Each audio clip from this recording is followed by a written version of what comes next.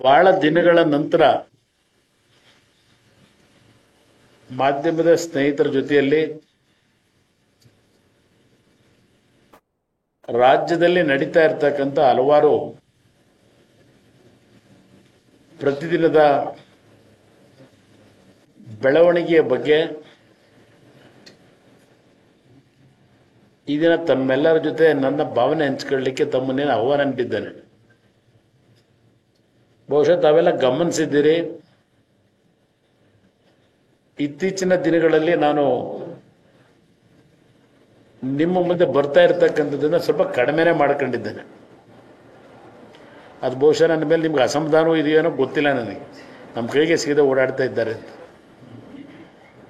ಆದರೆ ಇವತ್ತು ಅನಿವಾರ್ಯವಾಗಿ ನಿಮ್ಮೆಲ್ಲರ ಜೊತೆ ನನ್ನ ಭಾವನೆಗಳನ್ನು ಹಂಚಿಕೊಳ್ಳಲೇಬೇಕಾದಂಥ ಪರಿಸ್ಥಿತಿ, ಈ ಸರ್ಕಾರದ ಕೆಲವು ನಡವಳಿಕೆಗಳು ಇವತ್ತು ಆ ಒಂದು ವಾತಾವರಣಕ್ಕೆ ದೂಡಿದ್ದಾರೆ ಅನ್ನೋದು ಪ್ರಥಮವಾಗಿ ನಾನು ತಮ್ಮ ಮುಂದೆ ಹೇಳಲಿಕ್ಕೆ ಬಯಸ್ತಾ ಇದ್ದೇನೆ.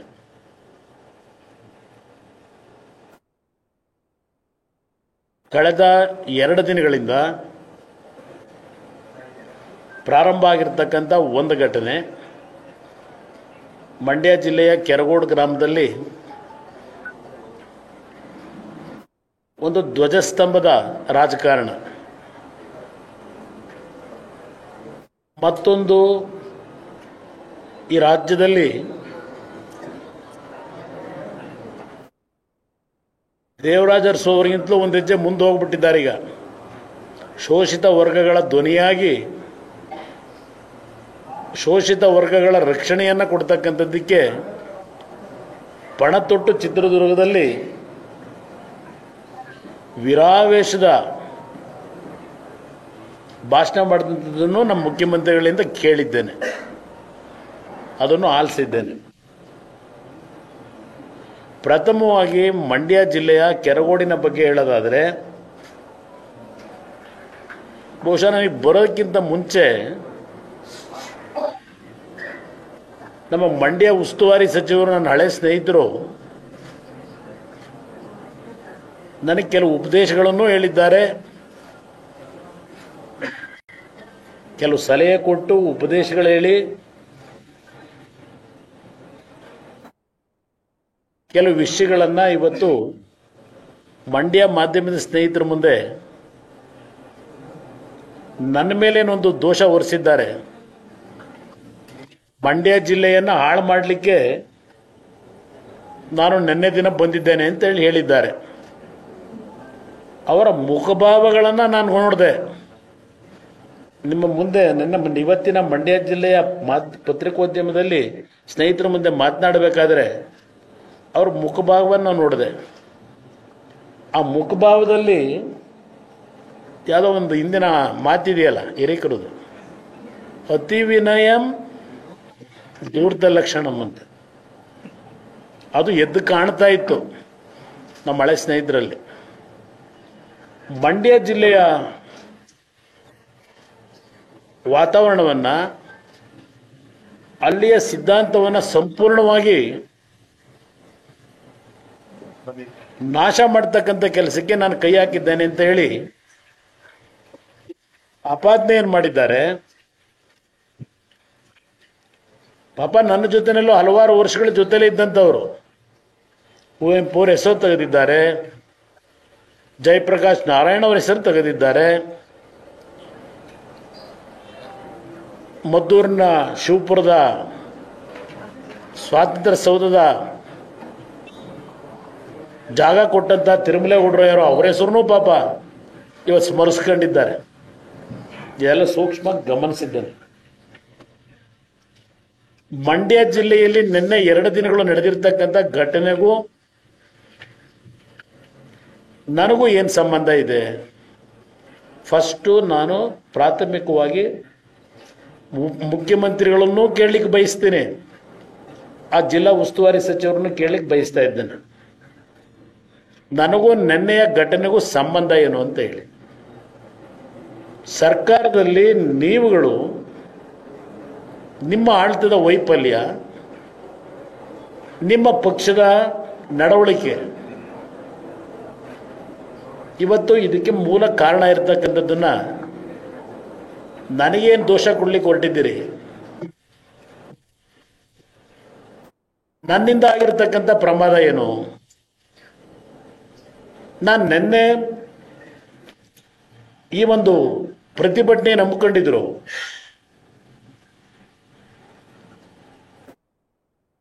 ಬಿಜೆಪಿಯ ಅಂಗಪಕ್ಷಗಳು, ಬಿಜೆಪಿ ನಾಯಕರು ಆ ಪ್ರತಿಭಟನೆಯಲ್ಲಿ ನನ್ನನ್ನು ಬರಬೇಕು ಅಂತ ಹೇಳಿ,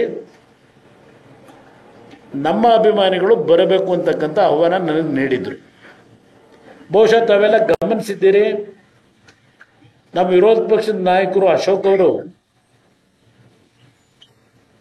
ಮೊನ್ನೆ ಏನು ಕೆರಗೋಡ್ನಲ್ಲಿ ಲಾಠಿ ಚಾರ್ಜ್ ಆದಂಥ ಪ್ರಕರಣ ನೋಡಿದ್ರಿ, ಅವರೇ ಖುದ್ದಲ್ಲಿ ಭೇಟಿ ಕೊಟ್ಟಿದ್ರು ವಿರೋಧ ಪಕ್ಷದ ನಾಯಕರು. ಅವ್ರ ಮಾಧ್ಯಮದ ಸ್ನೇಹಿತರು ಮುಂದೆ ನಾಳೆ ದಿನ ಬಿಜೆಪಿ ಮತ್ತು JDSನ ಜೊತೆಗೂಡಿ ನಾವು ಪ್ರತಿಭಟನೆ ಮಾಡತಕ್ಕಂಥ ತೀರ್ಮಾನ ಮಾಡಿದ್ದೇವೆ ಅನ್ನೋದನ್ನು ಹೇಳಿದರು. ನಿನ್ನೆ ನಾನು ಯಾವೊಂದು ಪ್ರತಿಭಟನಾ ಕಾರ್ಯಕ್ರಮದಲ್ಲಿ ಕೊನೆ ಹಂತದಲ್ಲಿ ಭಾಗವಹಿಸಿದ್ದೇನೆ. ಬಹುಶಃ ನಾನು ಏನು ಮಾತನಾಡಿದೆ ಆ ಕಾರ್ಯಕ್ರಮದಲ್ಲಿ ನಿಮ್ಮ ಮಾಧ್ಯಮದ ಸ್ನೇಹಿತರ ಮುಂದೆ ಸಂಪೂರ್ಣವಾದ ನನ್ನ ಟೆಕ್ಸ್ಟ್ ಇದೆ, ನಾನು ಮಾತಾಡಿರ್ತಕ್ಕಂಥ. ಪಾಪ ನಮ್ಮ ಹಳೆ ಸ್ನೇಹಿತರು ಹೇಳಿದ್ದಾರೆ, ಇವತ್ತು ಏನೋ ಕೇಸರಿ ಶಾಲ್ನ ನಾನು ಹೆಗಲಿಗೆ ಹಾಕೊಂಡ ತಕ್ಷಣಲೇ ಜನತಾದಳದ ಪರಿವಾರದ ಹಲವಾರು ನಾಯಕರುಗಳ ದುಡಿಮೆಯ ಈ ಪಕ್ಷದ ಶಕ್ತಿಯನ್ನ ಅಂತಿಮ ಮಾಡಲಿಕ್ಕೆ ತೀರ್ಮಾನ ಮಾಡ್ಕೊಂಡು ಮುಗಿದೋಯ್ತು ಅಂತಕ್ಕಂಥ ಮಾತು ಹೇಳಿದ್ದಾನೆ. ನಾನು ಕೇಸರಿ ಶಾಲ್ನ ಹೆಗಲಿಗೆ ಹಾಕೊಂಡಿದ್ದೆ ಮಹಾನ್ ಅಪರಾಧ ಆಗಿದೆಯಾ? ಈಗ ನಾನು ದಲಿತ ಸಮಾಜದ ಸಭೆಗಳಿಗೆ ಹೋಗ್ತೀನಿ, ಹಲವಾರು ಬಾರಿ ಹೋಗಿದ್ದೇನೆ. ಜೈ ಭೀಮ್ ಕಾರ್ಯಕರ್ತರು ಜೈ ಭೀಮ್ ಅಂತಕ್ಕಂಥದ್ದನ್ನು ಅಂಬೇಡ್ಕರ್ ಕಾರ್ಯಕ್ರಮದಲ್ಲಿ ಏನು ಕೂಗ್ತಾರೆ, ದಲಿತ ಸಮಾಜದ ನನ್ನ ಬಂಧುಗಳು ಅವರು ಉಪಯೋಗ ಮಾಡ್ತಕ್ಕಂಥ ನೀಲಿಯ ಸ್ಕಾರ್ಫ್ ಏನಿದೆ, ನೀಲಿ ಬಣ್ಣದ ಸ್ಕಾರ್ಫು, ಅದನ್ನೂ ಸಹ ನಾನು ಹಾಕೊಂಡಿದ್ದೇನೆ. ಪಾಪ ಅದು ಅವ್ರ ಕಣ್ಣಿಗೆ ಕಂಡಿಲ್ಲ. ಪಾಪ ಅವ್ರಿಗೇನು ಚಿತ್ರಣ ಬೇಕಾದ್ರೆ ಒಂದು ಫೋಟೋನ ಕಳಿಸೋಣ. ದಲಿತ ಸಮಾಜದ ಬಂಧುಗಳು ನಡೆಸ್ತಕ್ಕಂಥ ಪ್ರತಿಭಟನೆಗಳು, ಅವರ ಕಾರ್ಯಕ್ರಮದಲ್ಲಿ ಜೈ ಭೀಮ್ ಕಾರ್ಯಕರ್ತರ ಸಂಕೇತವಾಗಿರ್ತಕ್ಕಂಥ, ಅಂಬೇಡ್ಕರ್ ಅವರ ಸಂಕೇತವಾಗಿರ್ತಕ್ಕಂಥ ಆ ನೀಲಿ ಬಣ್ಣದ ಸ್ಕಾರ್ಫ್ ಅನ್ನು ನಾನು ಧರಿಸಿದ್ದೇನೆ. ಕೇಸರಿ ಬಗ್ಗೆ ನಮ್ಮ ಕಾಂಗ್ರೆಸ್ ನಾಯಕರಿಗೆ ಯಾಕೆ ಅಷ್ಟೊಂದು ದ್ವೇಷ ಅಂತಕ್ಕಂಥದ್ದೆಲ್ಲ ಆ ಸಂಕುಚಿತ ಮನೋಭಾವದಲ್ಲಿ ನೋಡ್ತೀರಿ. ಈಗ ನಮ್ಮ ದೇಶದ ತ್ರಿವರ್ಣ ಧ್ವಜದ ಬಗ್ಗೆ ನೀವು ಚರ್ಚೆ ಮಾಡ್ತಾ ಇದ್ದೀರಲ್ವ, ತಿರಂಗ. ಪಾಪ ಅಲ್ಲಿ ಶಾಸಕರು ನೆನ್ನೆ ಹೇಳಿದ್ದಾರೆ, 1 ಲಕ್ಷ ತಿರಂಗ ಧ್ವಜವನ್ನ ಮಂಡ್ಯ ಜಿಲ್ಲೆಯ ಮನೆ ಮನೆ ಮೇಲೆ ಹಾಕ್ತೀವಿ ಅಂತ ಹೇಳಿ. ಅದಕ್ಕೆ ನಾನು ಬೆಂಬಲ ಕೊಡ್ಲಿಕ್ಕೆ ತಯಾರಾಗಿದ್ದೇನೆ. ನಿಮಗೆ ತಿರಂಗ ಧ್ವಜ ಆರಿಸ್ತಕ್ಕಂಥದ್ದಕ್ಕೆ ನಮ್ಮ ದೇಶದ ರಾಷ್ಟ್ರಧ್ವಜ, ಆ ರಾಷ್ಟ್ರ ಧ್ವಜದಲ್ಲಿ ಇರ್ತಕ್ಕಂಥ ಬಣ್ಣಗಳು ಯಾವ್ಯಾವುದು? ಸ್ವಲ್ಪ ಜನಗಳು ಬಿಡಿಸಿ ಹೇಳ್ರಪ್ಪ. ತಿರಂಗ ಧ್ವಜದ ಬಗ್ಗೆ ಚರ್ಚೆ ಮಾಡ್ತಾ ಇದ್ದೀರಲ್ಲ, ತ್ರಿವರ್ಣ ಧ್ವಜದ ಬಗ್ಗೆ, ಅಲ್ಲಿರ್ತಕ್ಕಂಥ 3 ಬಣ್ಣ ಯಾವುದು? ಒಂದು ಕೇಸರಿ, ಒಂದು ಬಿಳಿ, ಪರಿಶುದ್ಧವಾದಂಥ ಬಿಳಿ ಬಣ್ಣ, ಮತ್ತೊಂದು ಹಸಿರು. ಆ ತ್ರಿವರ್ಣ ಧ್ವಜದಲ್ಲಿರ್ತಕ್ಕಂಥ ಕೇಸರಿ ತೆಗೆದ್ರೆ ಏನರ್ಥ ಕೊಡುತ್ತೆ? ಸ್ವಲ್ಪ ಬಿಡಿಸಿ ದೇಶದ ಜನತೆ ಮುಂದೆ ಇಡಿ. ಆ ತ್ರಿವರ್ಣ ಧ್ವಜವನ್ನ ರಚನೆ ಮಾಡಿದಾಗ, ದೇಶದ ರಾಷ್ಟ್ರಧ್ವಜ ಅಂತ ತೀರ್ಮಾನ ಮಾಡಿ, ಕೇಸರಿ ಬಣ್ಣವನ್ನ ಅದಕ್ಕೆ ಆ ಧ್ವಜಕ್ಕೆ ಲೇಪನ ಮಾಡಿದ್ದಾರೆ. ಸ್ವಾತಂತ್ರ್ಯಕ್ಕೆ ಹೋರಾಟ ಮಾಡಿದಂತ ಕಾಂಗ್ರೆಸ್ನ ಮಹಾನ್ ನಾಯಕರು, ಇತಿಹಾಸ ಇರ್ತಕ್ಕಂಥ ಈಗಿನ ಮಹಾನ್ ನಾಯಕರು ಇವರಲ್ಲ. ಇವರು ಅಗಲ್ದೊರಡಗೋರು, ಈಸ್ಟ್ ಇಂಡಿಯಾ ಕಂಪನಿ ಮಾಲೀಕರುಗಳು. ಈಸ್ಟ್ ಇಂಡಿಯಾ ಕಂಪನಿ ಫಾಲೋ ಮಾಡ್ತಾ ಇರೋರು ಇವರು. ಕೇಸರಿ ಬಗ್ಗೆ ಇಷ್ಟು ಮಾಡ್ತಿರಲ್ಲ, ಅಯ್ಯೋ ಕೇಸರಿ ಹಾಕಿದ್ದೇನಂತೇನೋ ಮಾನ ಅಪರಾಧ ಅಂತ ಹೇಳಿ ಹೇಳ್ತಿರಲ್ಲ. ನಮ್ಮ ಧ್ವಜದಲ್ಲಿ ಇರ್ತಕ್ಕಂಥದ್ದೇ ರಾಷ್ಟ್ರ ಧ್ವಜದಲ್ಲಿ ಕೇಸರಿ. ನಾನು ನಿನ್ನೆ ದಿನ ಆ ಉಸ್ತುವಾರಿ ಸಚಿವರಿಗೆ ಹೇಳ್ತೀನಿ, ನಿಮ್ಮಿಂದ ನಾನು ನನ್ನ ಪಕ್ಷ ಹೇಗೆ ಉಳಿಸ್ಕೋಬೇಕು ಅನ್ನೋದನ್ನ ಕಲ್ತ್ಕೋಬೇಕಾಗಿಲ್ಲ. ಸಮಾಜದಲ್ಲಿ ಯಾವ ರೀತಿ ಶಾಂತಿಯ ವಾತಾವರಣವನ್ನು ತರಬೇಕು ಅಂತಕ್ಕಂಥದ್ದನ್ನ ನಿಮ್ಮಿಂದ ನಾನು ಕಲಿಬೇಕಾಗಿಲ್ಲಪ್ಪ. ನಾನು ಬೆಳೆಸಿರ್ತಕ್ಕಂಥ ಜನ ಏನು ಅನ್ನೋದು ಗೊತ್ತಿದೆ. ಮಂಡ್ಯ ಜಿಲ್ಲೆ ಇವತ್ತು ನಾನು ಈ ಮಟ್ಟಿಗೆ ಬಂದಿದ್ರೆ 1997ರಿಂದ ನನ್ನನ್ನು ಗುರುತಿಸಿದ್ದಾರೆ. ದೇವೇಗೌಡರ ರಾಜಕಾರಣ ಬೇರೆ, ಕಾವೇರಿಯ ನೀರಾವರಿ ಯೋಜನೆ ಇರಬಹುದು, ಮಗದೊಂದು ಇರಬಹುದು. ಅದಂತೂ ಮಂಡ್ಯ ಸಕ್ಕರೆ ಕಾರ್ಖಾನೆಗೆ 100 ಕೋಟಿ ಬಿಡುಗಡೆ ಮಾಡಿ ಶಂಕುಸ್ಥಾಪನೆ ಮಾಡಬಹುದಾಗಿತ್ತು ಅಂತ ಹೇಳಿದಿರಪ್ಪ. ಬಜೆಟ್ ಪುಸ್ತಕ ತೆಗೆದು ನೋಡಿ, 2019 100 ಕೋಟಿ ರೂಪಾಯಿಗಳನ್ನ ಹೊಸ ಫ್ಯಾಕ್ಟರಿಯನ್ನ ಮಾಡಲಿಕ್ಕೆ, ಶುಗರ್ ಫ್ಯಾಕ್ಟರಿಯನ್ನ ಹಣವನ್ನ ಹಂಚಿಕೆ ಮಾಡಿದ್ದೇನೆ ಬಜೆಟ್ನಲ್ಲಿ. ಆ ಕಾರ್ಯಕ್ರಮ ಮಾಡಲಿಕ್ಕೆ, ಪೂರ್ಣಗೊಳಿಸ್ಲಿಕ್ಕೆ ಆಗದೆ ಇರತಕ್ಕಂಥ ವಾತಾವರಣ ನಿರ್ಮಾಣ ಮಾಡಿದವರು ಯಾರು? ನಿಮ್ಮ ಕಾಂಗ್ರೆಸ್ ಪಕ್ಷವೇ. ಸರ್ಕಾರ ಇದ್ದಿದ್ರೆ ಹೊಸ ಶುಗರ್ ಫ್ಯಾಕ್ಟರಿ ಪ್ರಾರಂಭ ಮಾಡ್ತಿದ್ದೆ. ಎಲ್ಲಿ ನನಗೆ ಆಡಳಿತ ನಡೆಸಕ್ಕೆ ಬಿಟ್ಟಿದ್ರಿ? ಮಾತೆತ್ತಿದ್ರೆ ಅದಂಥದ್ದು ವೆಸ್ಟ್ ಎಂಡ್ ಹೋಟೆಲ್ನಲ್ಲಿ ಅಧಿಕಾರ ನಡೀತಿತ್ತು. ಏನು ವಸೂಲಿ ಮಾಡಕ್ಕೆ ನಾನೇನು ವೆಸ್ಟ್ ಎಂಡ್ ಹೋಟೆಲ್ನಲ್ಲಿ ಇರಲಿಲ್ಲ. ಸರ್ಕಾರಿ ಬಂಗಲೆ ಬಿಟ್ಕೊಡದೆ ಜಾರ್ಜ್ ಹೆಸರಿನಲ್ಲಿ ಅಧಿಕಾರ ಹೋದ್ರು.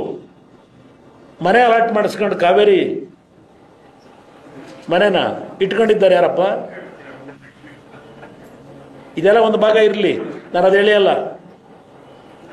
ಮಂಡ್ಯಾಗಿ ಏನು ಕೊಟ್ಟಿದ್ದೇವೆ ಕೊಡುಗೆ, ನಿಮ್ಮಿಂದ ನಾನು ಇವತ್ತು ಸರ್ಟಿಫಿಕೇಟ್ ತಗೋಬೇಕಾಗಿಲ್ಲ. ಮಂಡ್ಯ ಜಿಲ್ಲೆ ಜನತೆ ಕೊಡ್ತಾರೆ ಸರ್ಟಿಫಿಕೇಟ್ನ. ನಾವು ಚುನಾವಣೆಯಲ್ಲಿ ಸೋತಿದ್ದೇವೆ, ಗೆದ್ದಿದ್ದೇವೆ. ಸೋತಿ ಎಂದೂ ಸಹ ಹಂಚು ಕೂತಿಲ್ಲ. ಸೋತಾಗಲೂ ಜನಪರವಾದಂಥ ಹೋರಾಟದಲ್ಲೇ ಇದ್ದೇವೆ, ಗೆದ್ದಾಗಲೂ ಜನ ಜೊತೆನಲ್ಲೇ ಇದ್ದೇವೆ. ಇದು ನಮ್ಮ ತಂದೆಯವರು, ನಮ್ಮ ಪಕ್ಷದ ಕಾರ್ಯಕರ್ತರು ಕಲಿಸಿರ್ತಕ್ಕಂಥದ್ದು. ನನಗೆ ಸೋತಿಯ ನಾನು ಅಂಜೋಗಿ ಕೂತಿಲ್ಲ. ನಾನು ಯಾರಿಗೂ ಅಡಿಯಾಳುನೂ ಅಲ್ಲ. ರಾಜ್ಯದ 6.5 ಕೋಟಿ ಜನತೆ ಅಡಿಯಾಳು ನಾನು. ಇದನ್ನು ಬಹಳ ಸ್ಪಷ್ಟವಾಗಿ ಹೇಳ್ತೇನೆ. ನಿನ್ನೆ ನಾನು ಅಲ್ಲಿ ಹೋಗಿ ಏನು ಭಾಷಣ ಮಾಡಿದೆ? ನಾನೇನು ಹಿಂದುತ್ವದ ಬಗ್ಗೆ ಚರ್ಚೆ ಮಾಡಲಿಲ್ಲ. ನಿಮ್ಮ ಹನುಮಾನ್ ಧ್ವಜವನ್ನ ಉದ್ದೇಶಿಸಿ ನಾನೇನು ಮಾತನಾಡಿಲ್ಲ. ಅಲ್ಲಿ ನಾನು ಸರ್ಕಾರದ ವೈಫಲ್ಯಗಳ ಬಗ್ಗೆ ಚರ್ಚೆ ಮಾಡಿದ್ದೇನೆ. ನಿನ್ನೆ ಅಹಿತಕರ ಘಟನೆಗಳಿಗೂ, ನಿನ್ನೆ ಮತ್ತು ಮೊನ್ನೆಯ ಅಹಿತಕರ ಘಟನೆಗೆ ನೀವುಗಳೇ ಕಾರಣಕರ್ತರು. ಆ ನಿಮ್ಮ MLAಗೆ ಸ್ವಲ್ಪ ಪಾಠ ಹೇಳ್ಕೊಡಿ. ಮೆಚುರಿಟಿ ಯಾವ ರೀತಿ ಕಲಿಬೇಕು MLA ಕೆಲಸ ಮಾಡ್ತಕ್ಕಂಥದ್ದನ್ನ. ಅದೆಂಥದ್ದು ಖಾದರ್ ಬೇರೆ ಪಾಪ ಈ ಸಲ ಸ್ಪೀಕರ್ ಆಗಿ ಅಲ್ಲೆಲ್ಲ ನಮ್ಮ ನೆಲಮಂಗಲದ ಇದರಲ್ಲಿ ನಮ್ಮ ವೀರೇಂದ್ರ ಹೆಗಡೆ ಅವರ ಅದೇನೋ ಒಂದು ಆಯುರ್ವೇದಿಕ್ ಸೆಂಟರ್ ಇದೆಯಲ್ಲ, ಇದೇನೋ 3 ದಿವಸದ ಕಾರ್ಯಾಗಾರ ಮಾಡಿದ್ರು. ಅದೇನ ಕಾರ್ಯಾಗಾರದಲ್ಲಿ ಅದು ಏನು ಕಲಿಸ್ಕೊಟ್ರೆ ಗೊತ್ತಿಲ್ಲ ನಮ್ಮ ಸ್ಪೀಕರ್ ಅವರು. ಇಲ್ಲಿ ಎಲ್ಲ ಮಾಹಿತಿ ಇದೆ. ನೀವುಗಳು ಕಳೆದ 2 ದಿನದಿಂದ ಒಬ್ಬೊಬ್ಬರು ಒಂದೊಂದು ನಿಮಗೆ ಸಿಕ್ಕಂತ ಮಾಹಿತಿ ಮೇಲೆ ವಿಶ್ಲೇಷಣೆ ಮಾಡಿದ್ದೀರಿ. ಹಲವಾರು ವಿಶ್ಲೇಷಣೆ ಮಾಡತಕ್ಕಂಥವ್ರು ಮಾತನಾಡಿದ್ದಾರೆ ಪ್ಯಾನಲ್ ಡಿಸ್ಕಷನ್ ಅಲ್ಲಿ. ಇದು ಯಾವ ರೀತಿ ಪ್ರಾರಂಭ ಆಯಿತು? ಕೆರಗೋಡಿನ ವಿಷಯ. ಮೊದಲು ಒಂದು ಪಂಚಾಯಿತಿಯ ರೆಸಲ್ಯೂಷನ್ 84ನೇ ಪುಟ, ಅದು ಒಂದು ರೆಸಲ್ಯೂಷನ್ ಅಲ್ಲಿ ಆಗಿರೋದೇನಿದೆ, ಅವತ್ತು ಪಂಚಾಯಿತಿಯ ಸಬ್ಜೆಕ್ಟ್ಗಳೇನಿದೆ ಆ ಸಬ್ಜೆಕ್ಟ್ಗಳು ಯಾವ್ಯಾವ್ದಿತ್ತು ಇಲ್ಲಿದೆ. ಸುಮಾರು 8-10 ಸಬ್ಜೆಕ್ಟ್ಗಳಲ್ಲಿ ಅವನು ಯಾರೋ ಯೋಗೀಶ ಅಂತ ಹೇಳಿ ಅರ್ಜುನ ಸ್ತಂಭವನ್ನೇ ನಾವು ಪ್ರತಿಷ್ಠಾಪನೆ ಮಾಡಲಿಕ್ಕೆ ಅವಕಾಶ ಕೊಡಿ ಅಂತ ಅರ್ಜಿ ಕೊಟ್ಟಿರೋದು. ಒಂದು ಅರ್ಜಿ. ಚಿಕ್ಕಮ್ಮದೇವಿ ಸೇವಾ ಸಮಿತಿದು ಒಂದು ಅರ್ಜಿ ಎನ್ಒಸಿಯನ್ನು ಕೇಳ್ಕೊಂಡಿದ್ದಾರೆ. ದೆನ್ ರಾಮ್ ಭಜನಾ ಮಂಡಳಿ ಯಾವುದು ಗೌರಿಶಂಕರ, ಅವರೇನು ಕೇಳಿದ್ರು, ಮೊದಲನೇ ಸಭೆ ನಡೆದಿದೆಯಲ್ಲ 84ನೇ ಪುಟದಲ್ಲಿ ಇದೆಯಲ್ಲ, ಸದರಿ ಅರ್ಜಿಯ ವಿಚಾರವನ್ನು ಸಭೆಯಲ್ಲಿ ಮಂಡಿಸಲಾಯಿತು. ಅರ್ಜಿದಾರದೆಲ್ಲ ಹೇಳ್ಕೊಂಡ್ರು. ಅರ್ಜಿದಾರ ಕೇಳಿರೋದೇನು, ಕೆರಗೋಡು ಬಸ್ ನಿಲ್ದಾಣದ ಆವರಣದಲ್ಲಿ ಧ್ವಜಸ್ತಂಭ ನಿರ್ಮಾಣ ಮಾಡಲು ಅನುಮತಿ ಕೋರಿ ಮನವಿ ಸಲ್ಲಿಸಿರುತ್ತಾರೆ. ರಾಷ್ಟ್ರೀಯ ಧ್ವಜವೋ ಕೇಸರಿ ಧ್ವಜವೋ ಇಲ್ಲ ಇನ್ಯಾವುದೋ ಧ್ವಜ ಅಂತೇಳಿ ಧ್ವಜಸ್ತಂಭ ಮಾಡ್ಲಿಕ್ಕೆ ಕೇಳಿದ್ದಾರೆ. ನಿಯಮಾನುಸಾರ ಕ್ರಮವಹಿಸಿ ಅನುಮತಿ ನೀಡಲು ಸಭೆಯು ಸರ್ವಾನುಮತದಿಂದ ತೀರ್ಮಾನಿಸಿ ಅನುಮೋದಿಸಿತು. ಇನ್ನೊಂದು ನೆಕ್ಸ್ಟ್ ಸಬ್ಜೆಕ್ಟ್, 5ನೇ ಸಬ್ಜೆಕ್ಟ್, ಕೆರಗೋಡು ಗ್ರಾಮದ ಗ್ರಾಮಸ್ಥರದು ಯಾವುದೋ ಒಂದು ಜಮೀನಿನ ಸ್ವತ್ತಿನ ಬಗ್ಗೆ, ಅದು 5ನೇ ಅಜೆಂಡಾ. 6ನೇ ಅಜೆಂಡಾ ಯೋಗೇಶು. ಸದರಿ ಅರ್ಜಿಯ ವಿಚಾರವನ್ನು ಸಭೆಯಲ್ಲಿ ಮಂಡಿಸಲಾಯಿತು. ಅರ್ಜಿದಾರರು ಕೆರಗೋಡು ಬಸ್ ನಿಲ್ದಾಣದ ಬಸ್ ಬಳಿ ಅರ್ಜುನ ಸ್ತಂಭ ನಿರ್ಮಿಸಲು ಮನವಿ ಸಲ್ಲಿಸಿರ್ತಾರೆ. ಅದಕ್ಕೂ ಒಪ್ಪಿಗೆ ಕೊಟ್ಕೊಂಡಿದ್ದೀರಿ. ದೆನ್ 7ನೇದು, ಗ್ರಾಮ ಪಂಚಾಯತಿಯಲ್ಲಿ ಕೆಲಸ ನಿರ್ವಹಿಸುತ್ತಿರುವ ಹಂಗಾಮಿ ಪೌರ ಕಾರ್ಮಿಕರದು ಇದೆಲ್ಲ ನಡೆದಿದೆ. ಇದು ಒಂದು ದಿನ ಪಂಚಾಯತಿನಲ್ಲಿ ತೆಗೆದುಕೊಂಡಂತ ನಿರ್ಧಾರ. ಈ ಗೌರಿಶಂಕರ ಸೇವಾ ಟ್ರಸ್ಟ್ ಇದೆಯಲ್ಲ, ಇದರಲ್ಲಿ ಅವರು ರಾಷ್ಟ್ರೀಯ ಧ್ವಜ ಹಾರಿಸ್ಲಿಕ್ಕೂ ನಮ್ಮ ಕನ್ನಡದ ಬಾವುಟ ಹಾರಿಸ್ಲಿಕ್ಕೂ ಕೇಳಿಲ್ಲ ಇಲ್ಲಿ ಪರ್ಮಿಷನ್. ಆಯ್ತಾ? ಯೋಗೀಶ್ವರದು ಇದು ಜನಗಳು ಯಾರು ಕೊಟ್ಟರು, ಯೋಗೀಶ್ ಅನ್ನೋದು ಅದು ಇಲ್ಲಿದೆ. ದೆನ್ ಇನ್ನೊಂದು ಯಾವುದು 94ನೇ ಪುಟ ಅಂತೇಳಿ ಇನ್ನೊಂದು ಮಾಡ್ಕೊಂಡವ್ರೆ ಸೃಷ್ಟಿ. ಇದರಲ್ಲಿ ಗೌರಿಶಂಕರ ಸೇವಾ ಟ್ರಸ್ಟ್, ಅಲ್ಲಿ ರಾಮದೇವರ ಟ್ರಸ್ಟ್ ಅಂತ ಇದೆ. ಇದು ಸಾರ್ವಜನಿಕರಿಂದ ಬಂದಿರುವ ಇತರೆ ಅರ್ಜಿಗಳ ವಿಚಾರ. 94ನೇ ಪೇಜ್ ಇರಬೇಕಿದು. ಶ್ರೀ ಗೌರಿಶಂಕರ ಸೇವಾ ಟ್ರಸ್ಟ್ ಅಲ್ಲಿ ಇದರಲ್ಲಿ ರಾಷ್ಟ್ರ ತ್ರಿವರ್ಣ ಧ್ವಜ ಕನ್ನಡದ ಬಾವುಟದ್ದು ಇಲ್ಲಿ ಒಂದು ಹಾಕೊಂಡಿದ್ದೀರಿ. ಆದರೆ ಇದರಲ್ಲಿ ಯಾರ್ದು ಸೈನ್ ಇಲ್ಲ, ಸೀಲ್ ಇಲ್ಲ, ಪಂಚಾಯತಿ ಸೀಲ್ ಇಲ್ಲ. ಇದು ಆಮೇಲೆ ಇವೇನ ನಡ್ಕೊಂಬಂದವಲ್ಲ, ಈಗ ಸೃಷ್ಟಿ ಮಾಡ್ಕೊಂಡವ್ರೆ ಈ ಸರ್ಕಾರ. ಇಲ್ಲಿ ಪ್ರಶ್ನೆ ನಿಮ್ಗೆ ಹೇಳ್ತಕ್ಕಂಥದ್ದು, ಈ ಗೌರಿಶಂಕರ ಟ್ರಸ್ಟ್ ಅನ್ನೋದು ಮೊದಲೊಂದು ಕೊಟ್ಟರಲ್ಲ ಅರ್ಜಿ, ಅದು ನವೆಂಬರ್ ತಿಂಗಳಲ್ಲಿ ಕೊಟ್ಟಿದ್ದಾರೆ. 27/11 ನವೆಂಬರ್ ಮಂತು 2023. ಈಗ ಇವರು ಅನುಮತಿ ಪತ್ರ ಕೊಟ್ಟವರಲ್ಲ, ಈ ಅನುಮತಿ ಪತ್ರ ಏನಿದೆ, ಗೌರಿಶಂಕರ ಟ್ರಸ್ಟ್ನವರು ಫಸ್ಟ್ ಕೊಟ್ಟಿರೋ ಅರ್ಜಿ 27/11. ಆ ಒಂದು ಅರ್ಜಿನಲ್ಲಿ ಧ್ವಜಸ್ತಂಭ ಅನ್ನೋದಷ್ಟೇ ಇರೋದು. ಅನುಮತಿ ಕೊಟ್ಟಿರೋದು ಧ್ವಜಸ್ತಂಭಕ್ಕೇನೆ. ಇಂಥದೇ ಧ್ವಜಸ್ತಂಭ ಹಾಕಬೇಕು ಅಂತ ಅರ್ಜಿಲಿ ನೀವು ಅವರಿಗೆ ಎನ್ಒಸಿ ಕೊಟ್ಟಿಲ್ಲ. ಇದಾದ ಮೇಲೆ ಇಲ್ಲಿ ನಿರಂತರವಾಗಿ ಕೆಲವೆಲ್ಲ ನಡೆದಿದೆಯಲ್ಲ. ಈ ಗೌರಿಶಂಕರ ಸೇವಾ ಟ್ರಸ್ಟ್ ಅಂತೇಳಿ ಇವರಿಂದ ಮತ್ತೆ 29/12 ಒಂದು ಅರ್ಜಿ ತಗೊಂಡಿದೀವಿ ಅಂತ ಸೃಷ್ಟಿ ಮಾಡ್ಕೊಂಡವ್ರೀಗ. ಇದರಲ್ಲಿ ಮೇಲ್ಗಡೆ ಡೇಟ್ ತಿದ್ದಿದ್ದಾರೆ.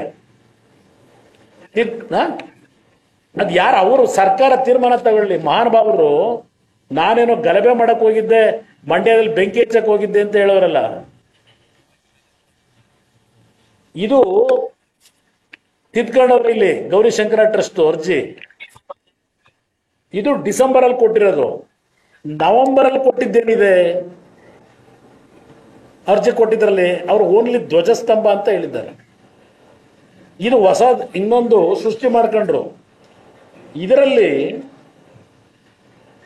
ತ್ರಿವರ್ಣ ಧ್ವಜ ಕರ್ನಾಟಕ ಬಾವುಟ ಹಾರಿಸಲು ಒಪ್ಪಿರುತ್ತೇವೆ ಅಂತೇಳಿ ಇವ್ರ ಕೈಲಿ ಅರ್ಜಿ ಬರೆಸ್ತಿದ್ದಾರೆ. ಅದಕ್ಕೆ ಅದು ಎಂತದ್ದು ಮತ್ತೆ ಅನುಮತಿ 19/1/24 ಸೃಷ್ಟಿ ಮಾಡ್ಕೊತಾರೆ.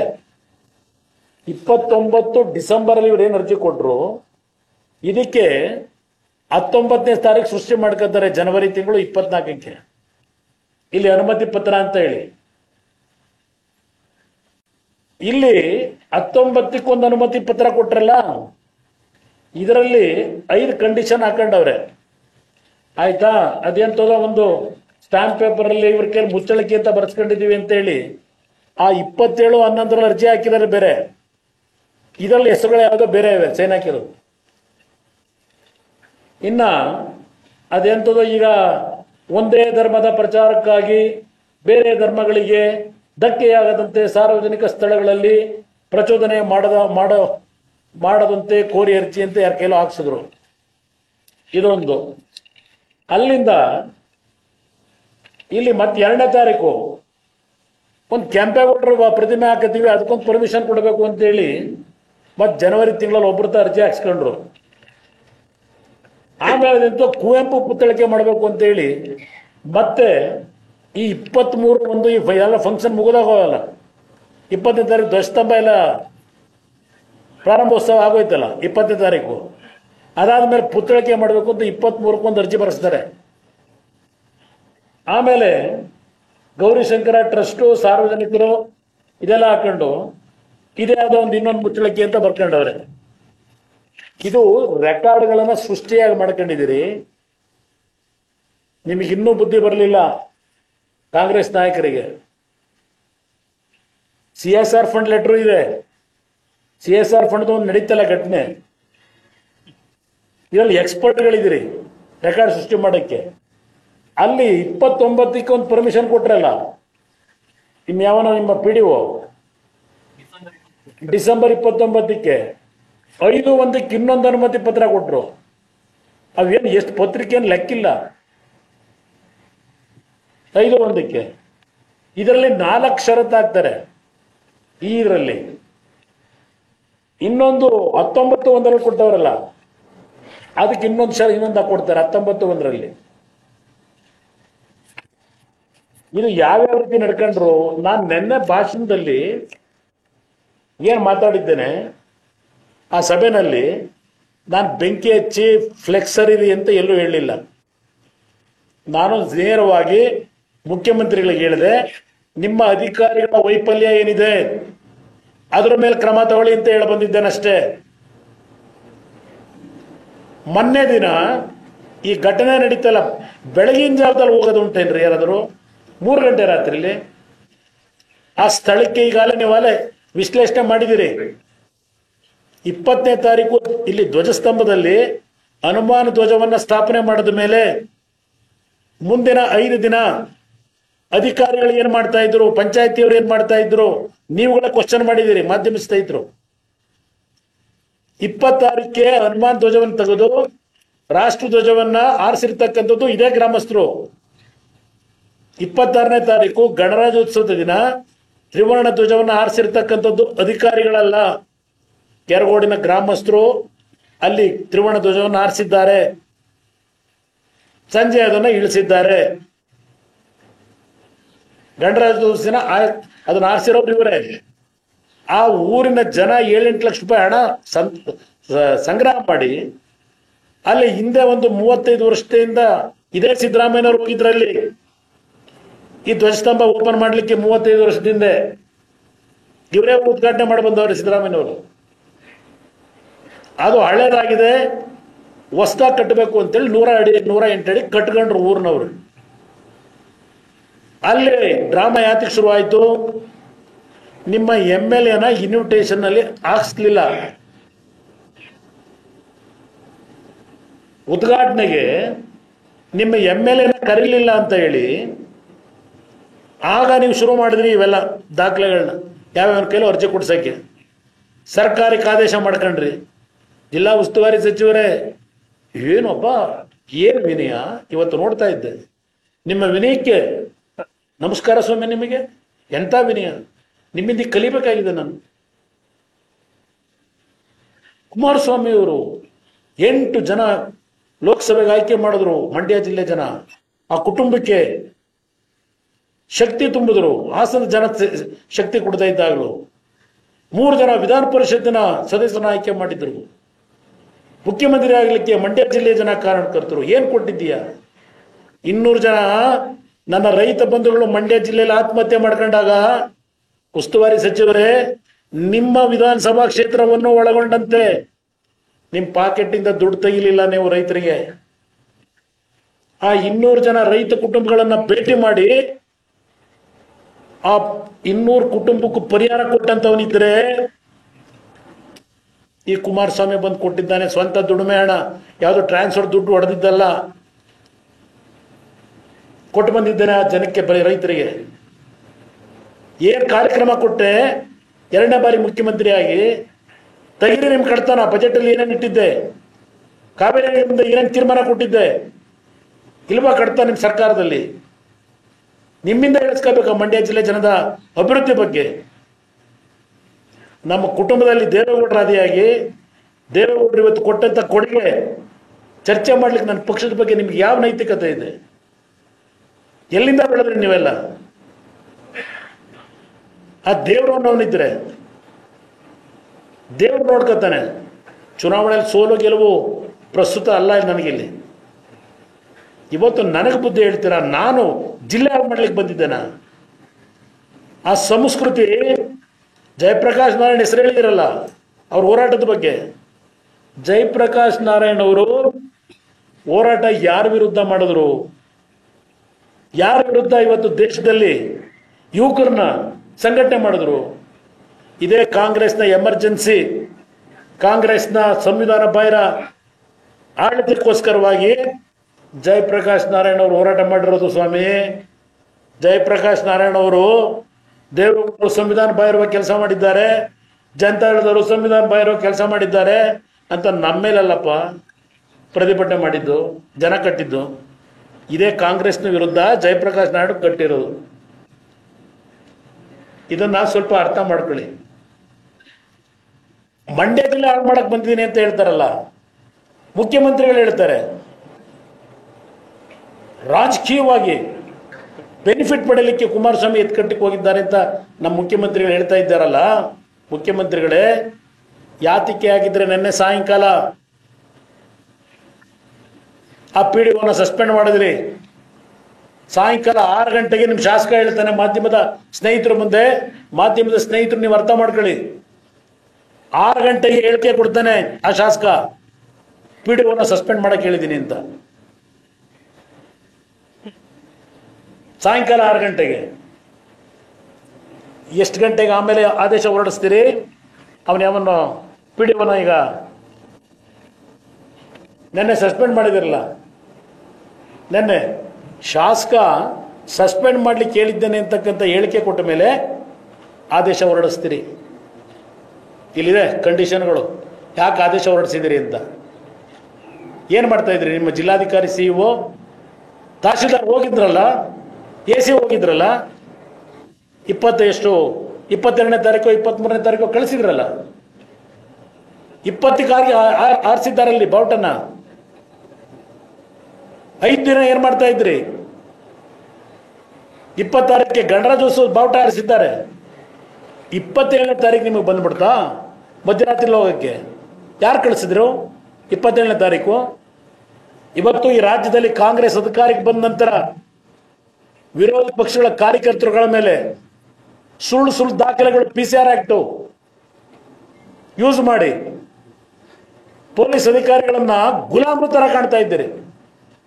ಆ ಅಧಿಕಾರಿಗಳ ಕೈಲಿ ಏನು ಕೆಲಸ ಮಾಡಿಸ್ತಾ ಇದ್ದೀರಿ? ವಿಧಾನಸಭೆಯಲ್ಲಿ ಚರ್ಚೆ ಮಾಡ್ತೀನಿ ಎಲ್ಲ. ಈ ಸಲ ಗವರ್ನರ್ ಅಡ್ರೆಸ್ ಅಲ್ಲಿ ಮಾತಾಡಕ್ ಬಿಡಿ, ಚರ್ಚೆ ಮಾಡೋಣ. ನಾವು ಬೆಂಕಿ ಹೆಚ್ಚ ಕೆಲಸ ಮಾಡಿದ್ವಾ? ನೆನಪಿಸ್ಕೊಡ್ತೀನಿ ಸಿದ್ದರಾಮಯ್ಯನವರೇ, ಬಹುಶಃ ದೇವೇಗೌಡರ ಜೊತೆ ನೀವು ಇದ್ರಿ ಕಾರ್ನಲ್ಲಿ. 1989 ಇದೇ ಚನ್ನಪಟ್ಟಣ ರಾಮನಗರದಲ್ಲಿ ಕಾಂಗ್ರೆಸ್ ಸರ್ಕಾರದಲ್ಲಿ ವೀರೇಂದ್ರ ಪಾಟೀಲ್ ಅವ್ರನ್ನ ಇಳಿಸ್ಲಿಕ್ಕೋಸ್ಕರವಾಗಿ ರಾಮನಗರ ಚನ್ನಪಟ್ಟಣದ ನಗರದಲ್ಲಿ ಬೆಂಕಿ ಇಟ್ಟಂತ ಸಂಸ್ಕೃತಿ ನೀವು ಕಾಂಗ್ರೆಸ್ನವ್ರದು. 1989 ರಾಮನಗರ ಚನ್ನಪಟ್ಟಣದಲ್ಲಿ ಶಾಂತಿಯಿಂದ 2 ನಗರದಲ್ಲಿ ಬೆಂಕಿ ಇಡಿಸಿ ಆ ಹಿಂದೂ ಮುಸ್ಲಿಂ ನಡುವೆ ಸಂಘರ್ಷ ಅಂತ ಮಾಡಿ ಸಮಾಜ ಹಾಳು ಮಾಡ್ಲಿಕ್ಕೆ ಹೊರಟಂತವ್ರು ನೀವುಗಳು. ನೀವು ನಮ್ಮ ಬಗ್ಗೆ ಚರ್ಚೆ ಮಾಡ್ತೀರಾ, ಮಂಡ್ಯ ಜಿಲ್ಲೆ ಹಾಳು ಮಾಡ್ಲಿಕ್ಕೆ ಬಂದಿದ್ದೇವೆ ಅಂತ. ಎಷ್ಟು ಉದಾಹರಣೆ ಕೊಡಬೇಕು ನಿಮಗೆ? ನಾನು ಐದು ಬಾರಿ ಫೋನ್ ಮಾಡಿದ್ದೇನೆ ನಿಮ್ಮ ಜಿಲ್ಲಾಧಿಕಾರಿಗೆ.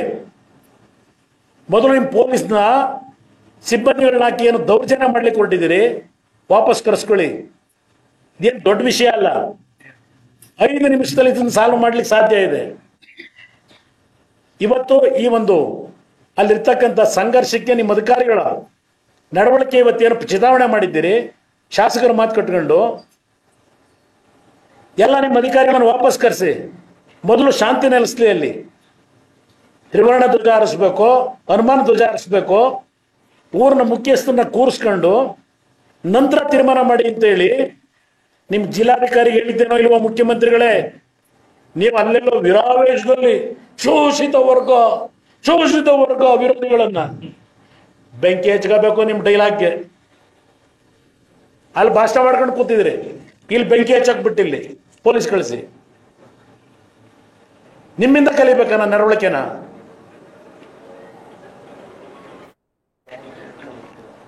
ಮಾಡಿದ್ದೆಲ್ಲ ಮಾಡಿ ಇವತ್ತು ಮಂಡ್ಯದಲ್ಲಿ ಬೆಂಕಿ ಇಟ್ಟು ಮಂಡ್ಯ ಹಾಳು ಮಾಡಿರ್ತಕ್ಕಂಥವ್ರು ನೀವು ಮಾಡಕ್ ಕೊಟ್ಟಿರೋದು. ಇವತ್ತು ಕೇಸರಿ ಯಾತಿಗೆ ಬೆಳೀತಾ ಇದೆ ಅಲ್ಲಿ ನನ್ನಿಂದಲ. ಅದ್ರ ಬೆಳೆಸ್ತಾ ಇರೋ ನೀವುಗಳು ಕಾಂಗ್ರೆಸ್ನವರು. ಅಲ್ಲೆಲ್ಲ ಅರಸೀಕೆರೆಯಲ್ಲಿ ಶಾಲಾ ಶಿಕ್ಷಕಿ ಗಣರಾಜ್ಯೋತ್ಸವ ಒಂದು ರಾಷ್ಟ್ರೀಯ ಬಣ್ಣ ಅಂತ ಹೇಳಿ, ಹೂ ಅಂತ ಹೇಳಿ, ಚಿಹ್ನೆ ಅಂತ ಹೇಳಿ, ಕಮಲದ ಹೂ ತೋರಿಸ್ಬಿಟ್ಲು ಅಂತ ಹೇಳಿ ಟೀಚರ್ಗಳ ಮೇಲೆ ದಬ್ಬಾಳಿಕೆ ಮಾಡಿ ಅಲ್ಲಿ ನಿಮ್ಮ ಶಾಸಕ ಒಂದು ಪ್ರಚಾರ ಮಾಡ್ಕೊಂಡ್ರು. ಇನ್ನು ಚಾಮರಾಜನಗರಕ್ಕೆ ಹೋದ್ರೆ ನಿಮ್ಮ ಜಿಲ್ಲಾ ಉಸ್ತುವಾರಿ ಸಚಿವ ಅದ್ಯಾವುದೋ ರಾಬರ್ಟ್ ಪಿಕ್ಚರೋ ಇಂಥ ಯಾವ್ದ್ರಲ್ಲೋ ಅದೇನೋ ರಾಮ ಬಂದ ಅದಂತ ಒಂದು ಹಾಡಿದೆ ಅಂತಲ್ಲ, ಯಾವ್ದೋ ಹಾಡೋದು, ರಾಮ ಬಂದ ಹನುಮ ಬಂದ ಜಾಗ ಬಿಡ್ರು ಅಂತ ಏನೋ ಒಂದು ಹಾಡಿರ್ಬೇಕಲ್ವಾ? ಆ ಒಂದು ಹಾಡನ್ನ ಗಣರಾಜ್ಯೋತ್ಸವದಲ್ಲಿ ಡ್ಯಾನ್ಸ್ ಮಾಡ್ತಾವ್ರೆ ಅಂತ ಹೇಳಿ ಜಿಲ್ಲಾ ಉಸ್ತುವಾರಿ ಸಚಿವರಲ್ಲಿ ಎದ್ದೆ ಹೋಗ್ಬಿಡ್ತಾರೆ. ಪ್ರತಿನಿತ್ಯ ಈ ರೀತಿಯ ನಿಮ್ಮ ನಡವಳಿಕೆಗಳಿಂದ ಇವತ್ತು ಆ ಒಂದು ಸಂಘಟನೆಗಳಿಗೆ ಶಕ್ತಿ ತುಂಬ್ತಾ ಇರತಕ್ಕಂಥವ್ರು ನೀವುಗಳು. ಸಿದ್ದರಾಮಯ್ಯನವರೇ, ನಿಮ್ಮ ಪಕ್ಷದ ಮುಖಂಡರುಗಳು ಇವತ್ತು ಶಕ್ತಿ ತುಂಬ್ತಾ ಇದ್ದೀರಿ. ನಾನು ಕೇಸರಿ ಧ್ವಜ ಇದನ್ನ ಹಾಕೊಂಡ ತಕ್ಷಣಲೇ ಏನೋ ಆಗ್ಬಿಡ್ತಂತೆ. ಅಂಬೇಡ್ಕರ್ದು ಹಾಕಿದ್ದೇನೆ, ರೈತರದು ಹಾಕಿದ್ದೇವೆ. ನನ್ನ ಪಕ್ಷದ ಗುರ್ತೇ ಹೆಸರು. ಈಗ ನಾನು ಮೊದಲು ಬ್ಲ್ಯಾಕ್ ಪ್ಯಾಂಟ್ ಹಾಕುವೆ, ವೈಟ್ ಶರ್ಟ್ ಹಾಕುವೆ, ಈಗ ಫುಲ್ ವೈಟ್ ಅಂಡ್ ವೈಟ್ ಎಲ್ಲ ಇರ್ತೀನಿ. ಈಗ ಹಳದಿ ನಮ್ಮ ರಾಷ್ಟ್ರೀಯ ಧ್ವಜದಲ್ಲೇ ಇಟ್ಟಿದ್ರಿ. ಇದ್ಯಾವ ದೊಡ್ಡ ವಿತಂಡವಾದ ನಿಮ್ದು? ಇವತ್ತು ನಿಮಗೆ ನಿಜವಾದ ಪಾರದರ್ಶಕ ಆಡಳಿತ ಕೊಟ್ಟಿದ್ದೇವೆ, ಮಂಡ್ಯದಲ್ಲಿ ನಮ್ಗೆ ತಪ್ಪಿಲ್ಲ ಅಂತಕ್ಕಂಥದ್ದು ಸರ್ಕಾರಕ್ಕಿದ್ರೆ ಜಿಲ್ಲಾ ಉಸ್ತುವಾರಿ ಸಚಿವರೇ ತನಿಖೆ ಮಾಡಿ, ಯಾರಾದ್ರೂ ಕಳಿಸಿ ಅದಕ್ಕೂ ಒಂದು ಸರ್ಟಿಫಿಕೇಟ್ ತಗೊಳ್ಳಿ. ಏನೋದು ಎಲ್ಲದಕ್ಕೂ ತನಿಖೆ ಅಂತ ಮಾಡ್ತಿರಲ್ಲ, ಫೇಸ್ ಸೇವ್ ಮಾಡ್ಕೊಳ್ಳೋದಕ್ಕೆ. ಸತ್ಯಾಂಶ ಇಲ್ಲಿ ಜಗಜ್ಜಾಯ ಇದೆ. ಇದರಿಂದ ನೀವು ಮಂಡ್ಯದಲ್ಲ ಕರ್ನಾಟಕದಲ್ಲಿ ಪಕ್ಷ ಕಟ್ಟಲಿಕ್ಕೆ ಸಾಧ್ಯ ಇಲ್ಲ. ನೀವು ಯಾತಿಗೆ ಒಬ್ಬೊಬ್ಬರೇ ನಿಮ್ಮನ್ನು ಖಾಲಿ ಮಾಡ್ತಾ ಇದ್ದಾರೆ. ಶೋಷಿತ ವರ್ಗದ ಹೇಳಿದ್ರಲ್ಲ ನಿನ್ನೆ, ಏನು ಜನ ಕೂರ್ಲಿಕ್ಕಾಗದೆ ನಿಲ್ಲಿಕ್ಕಾಗದೆ ಏನೋ ತುಂಬಿ ತುಳುಕ್ತಾ ಇದ್ರು ಅಂತ ಹೇಳಿ ಆ ವರ್ಗದ ಜನರಿಗೆ ದ್ರೋಹ ಮಾಡಿರೋರು ಯಾರು? ಶೋಷಿತ ವರ್ಗದ ಜನರಿಗೆ ದ್ರೋಹ ಮಾಡಿರೋರು ಯಾರು? ಸಿದ್ದರಾಮಯ್ಯನವರೇ, ಇಲ್ಲಿ ಮಂಡ್ಯದ್ದು ಸಾಕು ಅಂತ ಕಾಣುತ್ತೆ ನಿಮಗೆ. ಇಲ್ಲಿರ್ತಕ್ಕಂಥ ವಾಸ್ತವಾಂಶ ಇಟ್ಟಿದ್ದೇನೆ ಮಾಡಿ ಯಾವ ತನಿಖೆ ಮಾಡ್ತೀರಿ? ಕುಮಾರಸ್ವಾಮಿ ಅವರು ತಪ್ಪು ಮಾಡಿದ್ರೆ ಹೆಂಗ್ ಮಾಡ್ತೀರಾ ಮಾಡಿ? ಇಲ್ಲ ನೀವೇನು ಪ್ರಾಯಶ್ಚಿತ ಮಾಡ್ತೀರಿ? ಆ ಅಮಾಯಕರ ಜೊತೆ ಚೆಲ್ಲಾಟಾಡಿರೋರು ನೀವು. ಅಧಿಕಾರಿಗೆ ಉಪದೇಶ ಮಾಡಿ ಒಳ್ಳೆ ಸಲಹೆ ಕೊಟ್ಟವನು ನಾನು ಎಲ್ಲಾದರೂ ಅನ್ಯಾಯ ಆದಾಗ ಧ್ವನಿ ಎತ್ತಿದ್ದೇನೆ. ಇದೇ ಸಿದ್ದರಾಮಯ್ಯ ಮುಖ್ಯಮಂತ್ರಿಗಳು ಒಬ್ಬ ಕಲ್ಲಪ್ಪ ಹಂಡಿನಾಗು ಕುರುಬ ಸಮಾಜದ ಒಬ್ಬ ಯುವಕ ಇವತ್ತು ADGP ಲೆವೆಲ್ಗೆ ಬೆಳೀತಾ ಇದ್ದ ಬದುಕಿದ್ರೆ ಅವನು ಹ್ಯಾಂಗ್ ಮಾಡ್ಕೊಳ್ಳಿಕ್ಕೆ ನಿಮ್ಮ ಸರ್ಕಾರದಲ್ಲಿ ಕಾರಣ ಯಾರು? ಯಾವ ತನಿಖೆ ಮಾಡಿ ಆಕ್ಷನ್ ತಗೊಂಡ್ರ? ಇದು ಈ ನ್ಯಾಯಕ್ಕೆ ನಾವು ಹೋರಾಟ ಮಾಡ್ಕೊಂಡ್ ಬಂದಿದ್ದೇವೆ. ನಾವು ಸರ್ಟಿಫಿಕೇಟ್ ತಗೊಳಕ್ ಹೋರಾಟ ಮಾಡಿಲ್ಲ. ಇದನ್ನು ಬಹಳ ಸ್ಪಷ್ಟವಾಗಿ ಹೇಳಲಿಕ್ಕೆ ಬಯಸ್ತೇನೆ. ಇನ್ನು ಶೋಷಿತ ವರ್ಗ ಏನೋ ಅನ್ಯಾಯ ಆಗ್ಬಿಟ್ಟಿದೆ, ಒಂದಾಗಬೇಕು. ಎಲ್ಲಿಯವರೆಗೆ ಜಾತಿ ವ್ಯವಸ್ಥೆ ಇರುತ್ತೆ ಅಲ್ಲಿಯವರೆಗೆ ಈ ರೀತಿಯ ಸಮಾವೇಶಗಳು ನಡೀತಾ ಇರಬೇಕು. ಭಾಷಣ ಮಾಡಿದ್ದೀರಿ. ಒಬ್ಬ ಶೋಷಿತ ವರ್ಗದ ಮಹಿಳೆ ಬಿಜೆಪಿ ಆಡಳಿತದಲ್ಲಿ ನರೇಂದ್ರ ಮೋದಿ ಅವರು ಒಬ್ಬ ಸಾಮಾನ್ಯ ಕುಟುಂಬದ ಟ್ರಿಬ್ಯುನಲ್ ಇದ್ರೆ ನಮ್ಮ ಟ್ರೈಬಲ್ ಪಂಗಡದಿಂದ ಬಂದಂಥ ಹೆಣ್ಣು ಮಗಳನ್ನು ಇವತ್ತು ರಾಷ್ಟ್ರಪತಿ ಮಾಡಿದ್ರೆ ಭಾಷಣದಲ್ಲಿ ಏನು ಪದ ಬಳಸ್ತೀರಿ? ಒಬ್ಬ ರಾಷ್ಟ್ರಪತಿ ಬಗ್ಗೆ ವಿಷಾದ ಈಗ ವ್ಯಕ್ತಪಡಿಸ್ತೀರಿ. ಅದು ಶೋಷಿತ ವರ್ಗದ ಸಮಾವೇಶದಲ್ಲಿ ನಿಮ್ಮ ಪದ ಬಳಕೆ ಇರಲಿ. ಅದೆಲ್ಲ ಒಂದು ಕಡೆ ಶೋಷಿತ ವರ್ಗಗಳು ಒಂದಾಗಬೇಕು ಅಂತ ಮಾಡ್ತಾ ಇದ್ದೀರಲ್ಲ. 1984ಕ್ಕೆ ನೀವು ರಾಜಕಾರಣಕ್ಕೆ ಬಂದ್ರಿ. ಕನ್ನಡ ಕಾವಲು ಸಮಿತಿ ಅಧ್ಯಕ್ಷರಾದ್ರಿ ಪ್ರಥಮವಾಗಿ. ನಂತರ ಅದೆಂದು ಅನಿಮಲ್ ಹಸ್ಬೆಂಡ್ರಿ ಮಂತ್ರಿಗಳಾದ್ರಿ. 89 ಮಂತ್ರಿಗಳಿದ್ರಿ. 89ರಲ್ಲಿ ಸೋತ್ರಿ. ನಾವು ಸೋತು ನೀವು ಸೋತಿದ್ವು. ಮತ್ತು 94ಕ್ಕೆ ಹಣಕಾಸು ಸಚಿವರು ಏನು ಹೇಳಿದ್ದಾರೆ ಭಾಷಣ ಶೋಷಿತ ವರ್ಗದ ಸಭೆಯಲ್ಲಿ? ಅಯ್ಯೋ, ಒಬ್ಬ ಕುರಿಕಾರನ ಮಗ ಮುಖ್ಯಮಂತ್ರಿ ಆದ ಅಂತ ಹೇಳಿ 14 ಬಾರಿ ಬಜೆಟ್ ಮಂಡನೆ ಮಾಡಿಬಿಟ್ಟ ಅಂತ ಹೇಳಿ ವಿಷಾಕಾರ್ತಾರೆ ನನ್ನ ಮೇಲೆ. ಕುರಿಕಾಯನ ಮಗನಿಗೂ ಈ ದೇಶದಲ್ಲಿ, ಈ ರಾಜ್ಯದಲ್ಲಿ ಆರ್ಥಿಕ ಸಚಿವನಾಗಿ ಕೆಲಸ ಮಾಡತಕ್ಕಂಥ ಶಕ್ತಿ ಇದೆ ಅಂತಕ್ಕಂಥದ್ದನ್ನ ನಿರೂಪಿಸಬೇಕು ಅಂತಲೇ ಸನ್ಮಾನ್ಯ ದೇವೇಗೌಡರು ಅವತ್ತು ನಿಮ್ಮನ್ನ ಆರ್ಥಿಕ ಸಚಿವರನ್ನು ಮಾಡಿದ್ರು. ನೀವೇನು ಕೇಳಿದ್ರೆ ಆರ್ಥಿಕ ಸಚಿವರು ಮಾಡಿ ಅಂತ? ಎಲ್ಲರನ್ನ ವಿರೋಧ ಮಾಡ್ಕೊಂಡು ಮಾಡಿದ್ರು ಆರ್ಥಿಕ ಸಚಿವರನ್ನ. ಅಯ್ಯೋ, ಕುರುಬ ಸಮಾಜದಿಂದ ಬಂದಂಥವನು 14 ಬಜೆಟ್ ಕೊಟ್ಬಿಟ್ಟ, ಸಹಿಸ್ಲಿಲ್ಲ. ಮುಖ್ಯಮಂತ್ರಿ ಆಗ್ಬಿಟ್ಟ, ಸಹಿಸ್ಲಿಲ್ಲ. ಇದೆಲ್ಲ ಈ ಒಂದು ಕ್ಲೌಟ್ ಇಟ್ಕೊಂಡು ರಾಜಕಾರಣ ಮಾಡೋದನ್ನ ನಿಲ್ಲಿಸಿ ಸಮಾಜ ಹೊಡೆಯತಕ್ಕಂಥ ಕೆಲಸ ಮಾಡ್ತಿರೋರು ನೀವು ಸಿದ್ದರಾಮಯ್ಯನವರೇ. ಎಷ್ಟು ಬಾರಿ ನೀವು ಉಪಮುಖ್ಯಮಂತ್ರಿ ಆದ್ರಿ? ನೀವೇ ಹೇಳಿದ್ದೀರಿ 14 ಬಜೆಟ್ ಮಂಡನೆ ಮಾಡಿದ್ದೇನೆ, ನಾಳೆ 15 ಮಾಡ್ತೀರಿ. ಎಷ್ಟು ವರ್ಷ ವಿರೋಧ ಪಕ್ಷದ ನಾಯಕರಾಗಿದ್ರಿ ಈ ನಿಮ್ಮ 40 ವರ್ಷದ ರಾಜಕೀಯದಲ್ಲಿ? ಮೊದಲನೇ ಬಾರಿ 5 ವರ್ಷದ ಮುಖ್ಯಮಂತ್ರಿ, ಈಗಾಗಲೇ 1 ವರ್ಷ ಮುಖ್ಯಮಂತ್ರಿ ಆದ್ರಿ. ನಿಮ್ಮನ್ನು ಯಾರು ಹಿಡ್ಕೊಂಡಿದ್ರು? ಶೋಷಿತ ವರ್ಗದ ಕುಟುಂಬಗಳಿಗಾಗಿರ್ತಕ್ಕಂಥ ಅನ್ಯಾಯವನ್ನು ಸರಿಪಡಿಸಬೇಡಿ ಅಂತ ಹೇಳಿ ಈ 30 ವರ್ಷದಲ್ಲಿ ನಿಮ್ಗೆ ಯಾರು ಅಡಚಣೆ ಮಾಡಿದ್ರು ಹೇಳಿ? ಆಗಿದ್ರೆ ಎಲ್ಲಿಯವರೆಗೆ ಜಾತಿ ಇರುತ್ತೆ ಅಲ್ಲಿಯವರೆಗೆ ಸಮಾವೇಶಗಳು ನಡೆಯಬೇಕು. ಮತ್ತೆ ಇನ್ಯಾವಾಗ ನೀವು ಜಾತಿ ವ್ಯವಸ್ಥೆ ಮುಗಿಸ್ತೀರಿ? ನಮ್ಮನ್ನ ಜಾತ್ಯತೀತವಾದ ಅಂತ ಹೇಳ್ಕೊಂಡು JDS ಅಂತೀರಿ, ಕೋಮುವಾದಿಗಳ ಜೊತೆ ಸೇರ್ಬಿಟ್ಟಿದ್ದೀರಿ. ನೀವು ಪ್ರತಿನಿತ್ಯ ಮಾಡ್ತಿರೋದೇ ಜಾತಿ ರಾಜಕೀಯ. ನೀವು ಶೋಷಿತ ವರ್ಗಗಳ ಬಗ್ಗೆ ಈಗ ಕಣ್ ತೆರೀತದೆಯಾ? ಈ ರಾಜ್ಯದಲ್ಲಿ ಮೀಸಲಾತಿ ವ್ಯವಸ್ಥೆ ಬಂತಲ್ಲ ಸಿದ್ದರಾಮಯ್ಯನವರೇ? ಹೌದು, ಒಕ್ಕಲಿಗರಿಗೆ 4% ಮೀಸಲಾತಿ ಕೊಟ್ಟಿದ್ದಾರೆ. ವೀರಶೈವ ಸಮಾಜಕ್ಕೆ 5% ಮೀಸಲಾತಿ ಇದೆ. ಮುಸ್ಲಿಂ ಸಮಾಜಕ್ಕೆ 4% ಮೀಸಲಾತಿ ಇದೆ. 15% ಮೀಸಲಾತಿ ಕೊಟ್ಟಂತ 2A ಗ್ರೂಪ್ನ ಉಪಜಾತಿಗಳು ಎಷ್ಟಿದ್ದಾವೆ? ಜಾತಿಗಳು 102 ಜಾತಿಗಳಿದ್ದಾವೆ. 2A ನಲ್ಲಿ 15% ಮೀಸಲಾತಿ ಕೊಟ್ಟಿದ್ದಾರೆ. ಆ 15% ಮೀಸಲಾತಿನಲ್ಲಿ ಆ 2A ವರ್ಗಕ್ಕೆ ಬರ್ತಕ್ಕಂಥ 102 ಜಾತಿಗಳಲ್ಲಿ ಯಾವ್ಯಾವ ವರ್ಗದ ಯಾವ ಜಾತಿಯವರಿಗೆ ಸರ್ಕಾರದ ಶಿಕ್ಷಣ ಇಲಾಖೆಯಲ್ಲಿ ಪ್ರವೇಶ ದೊರಕಿದೆ, ಸರ್ಕಾರದ ಅಧಿಕಾರಿ ಹುದ್ದೆಗಳು ಎಷ್ಟು ಜನಕ್ಕೆ ಸಿಕ್ಕಿದೆ, ಆ 2A ನಲ್ಲಿ ಯಾವ ಸಮಾಜಕ್ಕೆ ಇಡ್ತೀರಾ ಅಂಕಿಅಂಶನ? ಆ ವರ್ಗಗಳಿಗೆ ಅನ್ಯಾಯ ಆಗಿರೋದು ಯಾರಿಂದ? ನಾವು ಅನ್ಯಾಯ ಮಾಡಿದೀವ? 15% ಕೊಟ್ಟಿದ್ದಾರೆ 2Aಗೆ. 103 ಜಾತಿ ಇದೆ, 102 ಜಾತಿ. ಏನಲ್ಲಿ ಕೂರಿಸ್ಕೊಂಡು ಈಗ ಮಾಡ್ತಾ ಇದ್ದೀರಲ್ಲ, ಚರ್ಚೆಗೆ ಸಿದ್ಧ ಇದ್ದೇವೆ. ಯಾರಿಂದ ಇವತ್ತು ಶೋಷಿತ ವರ್ಗಕ್ಕೆ ಅನ್ಯಾಯ ಆಗಿದೆ? ಯಾರು ಮಾಡಿದ್ದಾರೆ ಅನ್ಯಾಯ? ಚರ್ಚೆ ಮಾಡೋಣ. ಲೋಕಸಭೆಗೆ ಮತ ಪಡಿಲಿಕ್ಕೆ ಈ ಸಮಾವೇಶ ಮಾಡಿಕೊಂಡು ಅಲ್ಲಿ ವಿರಾವೇಶದ ಭಾಷಣ, ಕಾಂತರಾಜು ವರದಿ ಹಿಡ್ಕೊಂಡು ಭಾಷಣ ಮಾಡ್ತಾ ಇದೆ ಪ್ರತಿನಿತ್ಯ. 1 ವರ್ಷ ಆಯ್ತಾ ಬಂತು ಈಗ ಅಧಿಕಾರಿಗೆ ಬಂದು. ಕುಮಾರಸ್ವಾಮಿ ತಗೊಳ್ಳಿಲ್ಲ, ಬಸವರಾಜ ಬೊಮ್ಮಾಯಿ ತಗೊಳ್ಳಿಲ್ಲ, ಸ್ವೀಕಾರ ಮಾಡಲಿಲ್ಲ, ಯಡಿಯೂರಪ್ಪ ಸ್ವೀಕಾರ ಮಾಡಲಿಲ್ಲ ಹೇಳಿದ್ದೀರಿ. ಹಾಗಿದ್ರೆ ಕಾಂತರಾಜು ವರದಿ ಸಿದ್ಧ ಆಗಿದ್ರೆ ನಮ್ಮ ಕಾಲದಲ್ಲಿ ನಾವು ತಗೊಳ್ಳಿಲ್ಲ ಅಂತಲೇ ಇಟ್ಕೊಳ್ಳೋಣ. ಆಗಿದ್ರೆ ಈ 1 ವರ್ಷದ ನೀವ್ಯಾಕೆ ತಗೊಳ್ಳಿಲ್ಲ? ಇನ್ನು ದಿನ ತಗೋತೀನಿ ಸ್ವೀಕಾರ ಮಾಡ್ತೀನಿ, ಅಲ್ಲಿ ತರಾರು ಮಾಡಿದ್ದೀರಿ ಸ್ವೀಕಾರ ಮಾಡಬೇಕು ಅಂತೇಳಿ ಎಲ್ಲರೂ ಕೂರಿಸ್ಕೊಂಡು. ಯಾವ ಆಧಾರದ ಮೇಲೆ ಮಾಡ್ತೀರಿ ನೀವು ವರದಿ ಕೊಡಲಿಕ್ಕೆ? ಹಿಂದುಳಿದ ವರ್ಗಗಳ ಆಯೋಗ ಮಾಡಿದಿರಲ್ಲ, ಹಲವಾರು ನ್ಯೂನತೆಗಳಿದೆ ಅಂತೇಳಿ ನಾನು ಹೇಳ್ತಿಲ್ಲ, ನಿಮ್ಮ ಪಕ್ಷದಲ್ಲಿ ಇರ್ತಕ್ಕಂಥವ್ರು ಹೇಳ್ತಾ ಇದ್ದಾರೆ. ಜಯಪ್ರಕಾಶ್ ಹೆಗಡೆ ಈಗೇನಿದ್ದಾರೆ ಅದೇಂತ ಈಗ ಮತ್ತೆ ಅದನ್ನು ನೆನ್ನೆ ಅವರು ಹೇಳ್ತಾರೆ, ನಾಳೆ ಸಾಯಂಕಾಲದ ಮೇಲೆ ಮಾಧ್ಯಮದ ಸ್ನೇಹಿತರಿಗೆ ಉತ್ತರ ಕೊಡ್ತೀನಿ ಅಂತಾರೆ ಈಗಿನ ಅಧ್ಯಕ್ಷರು.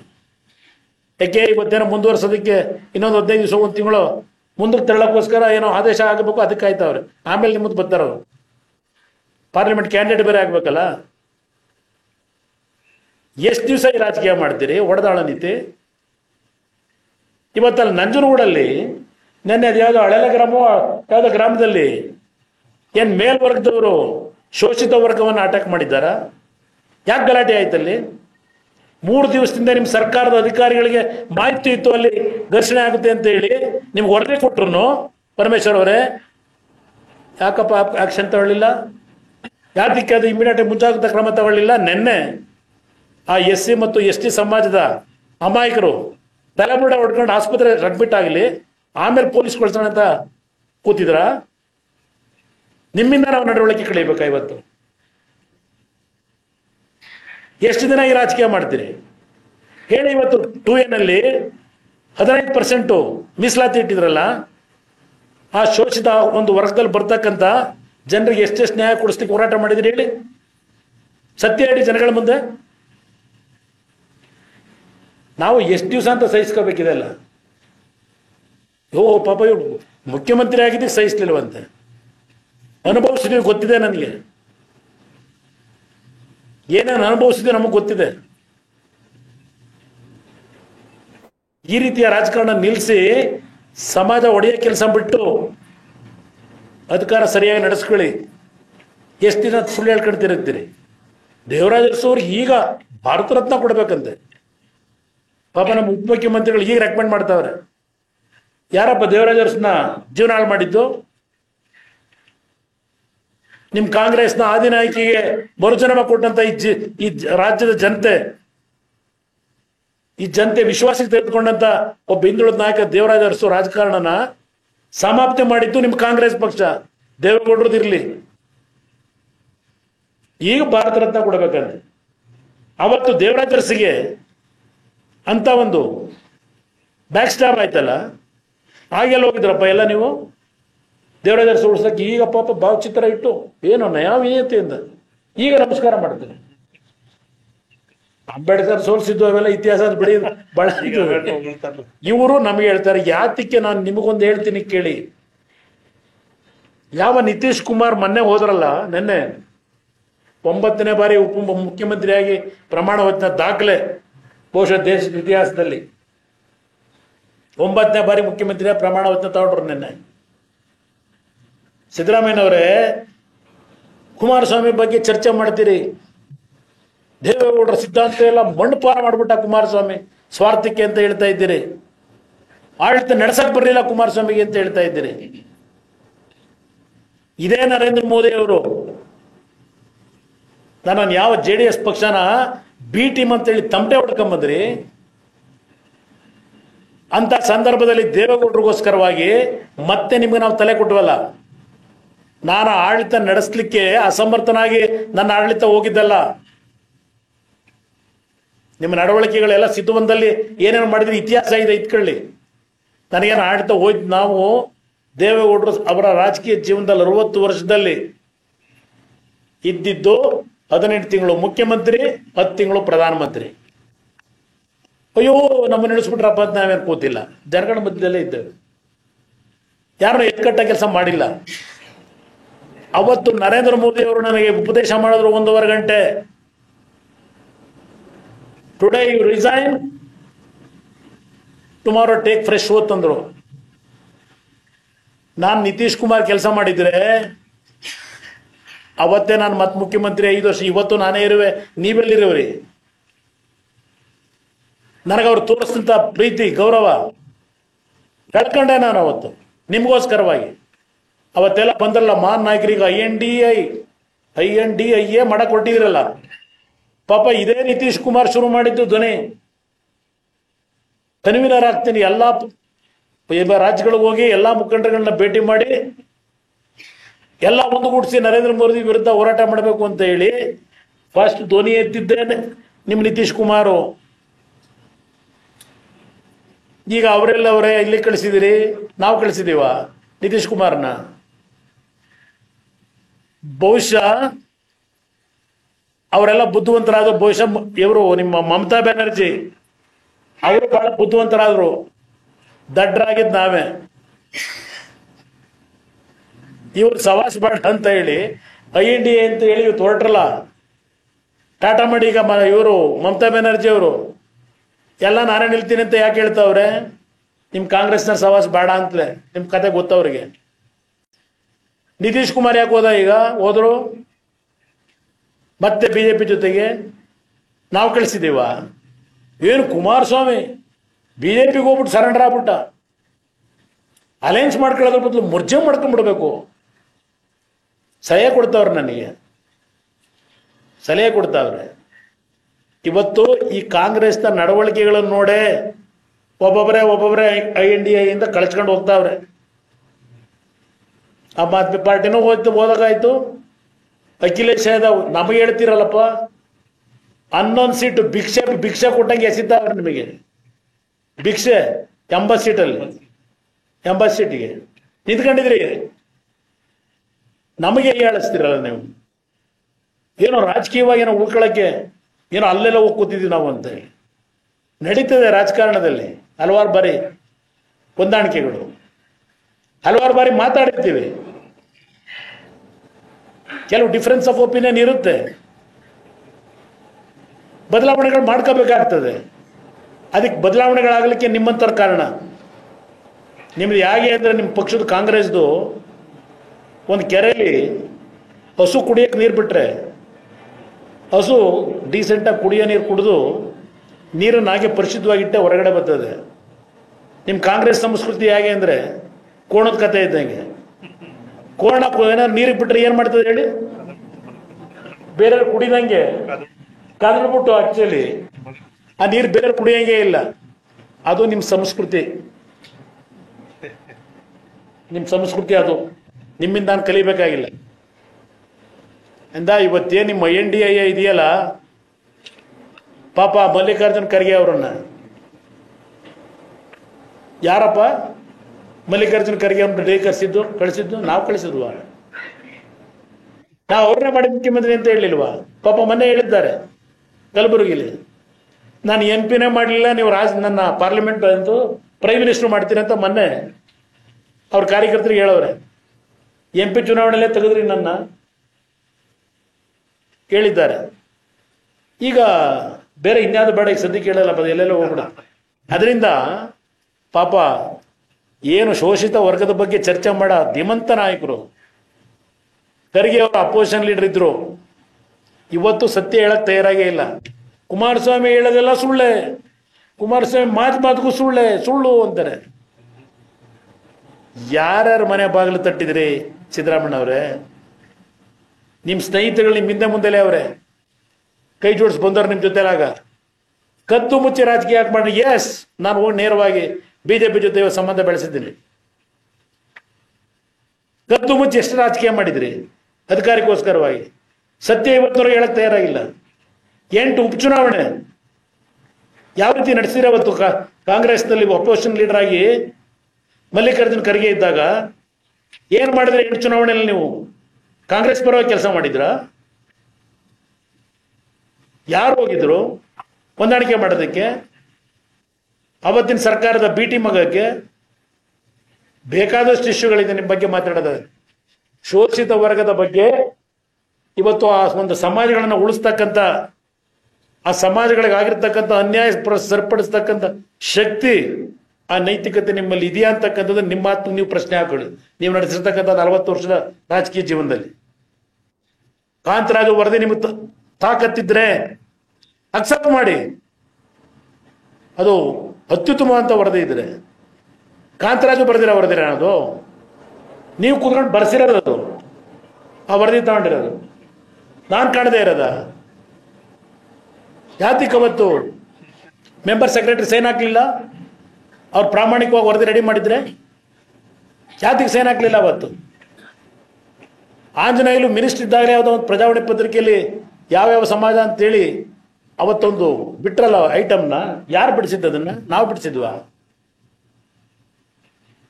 ಇವತ್ತು ಹೇಳ್ತೇನೆ ನಾನು, ಈ ರಾಜ್ಯದಲ್ಲಿ ಇರ್ತಕ್ಕಂಥ ಬಡ ಕುಟುಂಬಗಳು ಯಾವುದೇ ಜಾತಿಯವರಿರಲಿ, ಆ ಜಾತಿಗಳ ಬದುಕಿಗೆ ಎಲ್ಲ ರೀತಿಯ ಬೆಂಬಲವನ್ನ ಇವತ್ತು ಆರ್ಥಿಕವಾಗಿ, ಶೈಕ್ಷಣಿಕವಾಗಿ ಗೌರವಯುತವಾದಂಥ ಬದುಕನ್ನು ತರಲಿಕ್ಕೆ ನಮ್ಮ ಪಕ್ಷ ಇವತ್ತು ಸಂಪೂರ್ಣ ಸಹಕಾರ ಕೊಡಲಿಕ್ಕೆ ತಯಾರಾಗಿದ್ದೇವೆ. ಇವತ್ತು ತಯಾರಾಗಿದ್ದೇವೆ. ಪ್ರಾಮಾಣಿಕವಾದ ತೀರ್ಮಾನ ಮಾಡೋದಾದ್ರೆ ಅನ್ಕಂಡೀಷನಲ್ ಸಪೋರ್ಟ್ ಕೊಡ್ತೇವೆ.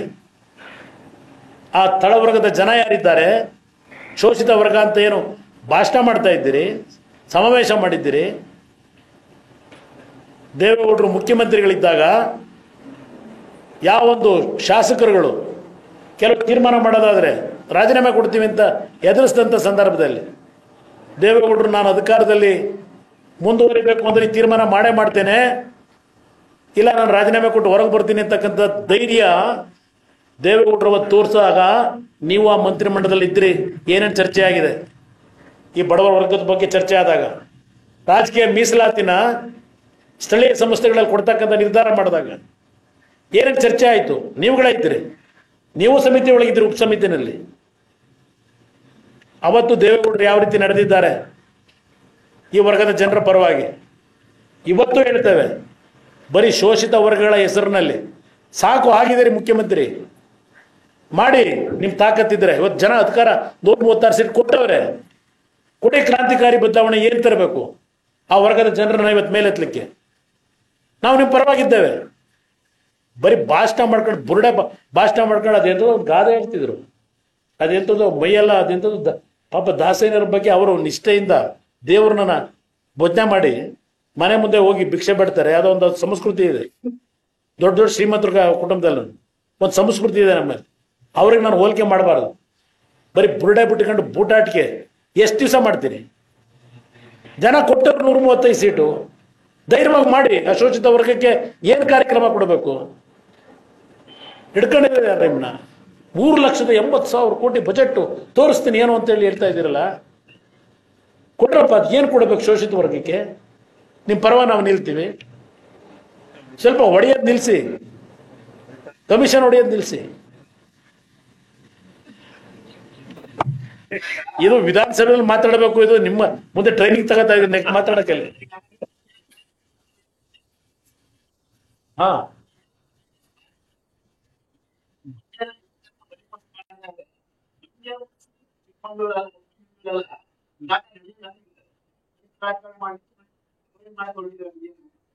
ನಾನಲ್ಲ, ಅವ್ರು ಮಾಡಕ್ ಹೊರಟಿರೋದು. ಅದನ್ನೇ ಕಾಂಗ್ರೆಸ್ನವ್ರಿಗೆ ಹೇಳ್ತಾ ಇರೋದು ನಾನು. ಯಾಕೆ ಮಂಡ್ಯದಲ್ಲಿ ಈ ಮಟ್ಟಕ್ಕೆ ಪ್ರಾರಂಭ ಆಗಿದೆ? ಅಷ್ಟೊಂದು ಕೇಸರಿ ಶಾಲ್ ಕಾಣ್ತಾವಲ್ಲ ನಮ್ಮ ಯುವಕರ ಹೆಗಲ ಮೇಲೆ. ಅಪ್ಪ, ನಿಮ್ಮ ತಪ್ಪುಗಳ ಕಂಡ್ರಪ್ಪ ಕಾರಣ. ಮಂಡ್ಯ ಜಿಲ್ಲೆನ ಇನ್ನೊಂದು ಕರಾವಳಿ ಮಾಡಕ್ ಹೊರಟಿರೋರು ನೀವುಗಳು. ಜನ ಅಲ್ಲಿ ಅತ್ಯಂತ ಸೌಮ್ಯ ಸ್ವಭಾವದ ಜನ, ಮುಗ್ಧ ಜನ ಅವರು. ಗೊತ್ತಿದೆ ನನಗೂನು, ನಾನು ಹಳ್ಳಿ ಸುತ್ತಿದ್ದೀನಿ ಮಂಡ್ಯದಲ್ಲಿ. ಲಾಠಿ ಕೊಟ್ರಲ್ಲಪ್ಪ ನೆನ್ನೆ ಸಿದ್ದರಾಮಯ್ಯವ್ರು. ಕೇಳ್ತೀನಿ, ಆಯ್ತಪ್ಪ, ಇಲ್ಲೆಲ್ಲೋ ಯಾರೋ ಕಲ್ಲು ಹೊಡೆದ್ರು, ಪೊಲೀಸ್ನವ್ರು ಹೊಡೆದು ಬಿಟ್ರು, ಲಾಠಿ ಹೊಡೆದ್ರಿ. ಅಲ್ಲೆಲ್ಲ ನೀವು ಹಿಂದೆ ಮುಖ್ಯಮಂತ್ರಿ ಇದ್ದಾಗ ಆ ಹುಬ್ಳಿ ಒಳಗೆ ಮಾದಾಯಿ ನೀರಿನ ವಿಷಯದಲ್ಲಿ ಹೋರಾಟ ಮಾಡ್ತಿದ್ರಲ್ಲ ರೈತರು, ಊರ್ ಖಾಲಿ ಮಾಡಿಸ್ಬಿಟ್ರೆ ಹೊಡೆದು ಆ ಹೆಣ್ಮಕ್ಳಿಗೆಲ್ಲ. ಇದು ನಿಮ್ ಸಂಸ್ಕೃತಿ. ಇದು ಮಾಡೇ ಇವತ್ತು ಬಿಜೆಪಿನ ಬೆಳೆಸ್ತಿರೋದು ನೀವು, ನಾವಲ್ಲ. ಇರಲಿಲ್ಲ, ನನ್ನ ಅಭಿಪ್ರಾಯದಲ್ಲಿ ಮೊನ್ನೆ ದಿನ ಲಾಠಿ ಚಾರ್ಜ್ನ ಅವಶ್ಯಕತೆ ಇರಲಿಲ್ಲ. ನಾನು ಇವತ್ತು ಅದಕ್ಕೆ ಹೇಳ್ತಾ ಇದ್ದೇನೆ, ಜಿಲ್ಲಾಧಿಕಾರಿಗೆ ನಾನು ಎಷ್ಟು ಬಾರಿ ಫೋನ್ ಮಾಡಿದ್ದೇನೆ. ನಾನು ಅವತ್ತು ಹೋಗ್ಲಿಲ್ಲ, ನಾನು ಸ್ಪಾಟ್ಗೆ ಹೋಗ್ಲಿಲ್ಲ. ಅವತ್ತು ಅಶೋಕ್ ಹೋದ್ರು, ನಾನು ಅವತ್ತು ಹೋಗ್ಲಿಲ್ಲ. ನಾನು ಅಧಿಕಾರಿಗೆ 5 ಬಾರಿ ಹೇಳಿದೆ, ಜಿಲ್ಲಾಧಿಕಾರಿಗೆ ಫೋನ್ ಮಾಡಿದ್ದೇನೆ, ಕಾಲಲ್ಲಿ ಲಿಸ್ಟ್ ತೆಗೆಸಿ ಅಡ್ವೈಸ್ ಮಾಡಿದ್ದೀನಿ ಅವರಿಗೆ, ಜಿಲ್ಲಾಧಿಕಾರಿಗೆ. ತಕ್ಷಣ ಕ್ರಮ ತಗೊಳ್ಳಿ, ಅಲ್ಲಿ ಶಾಂತಿ ವಾತಾವರಣ ತರಲಿಕ್ಕೆ ನಿಮ್ಮ ಪೊಲೀಸ್ ಅಧಿಕಾರಿಗಳನ್ನ ಇಟ್ಟು ಈ ದಬ್ಬಾಳಿಕೆ ಮಾಡ್ಕೋಬೇಡಿ, ಪೆಟ್ಟು ತಿಂತೀರಿ ಅಂತ ಹೇಳಿದೆ ಜಿಲ್ಲಾಧಿಕಾರಿಗೆ.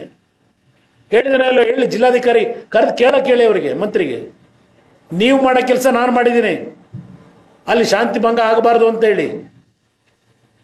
ಅದಕ್ಕೆ ನನ್ನ ಮೇಲೆ ದೋಷ ಕೊಡ್ತೀರಾ ನೀವು? ನಾನು ಇಂಥ ವಿಷಯ ಇಟ್ಕೊಂಡು ಚಿಲ್ಲರೆ ರಾಜಕೀಯ ಮಾಡಲ್ಲ.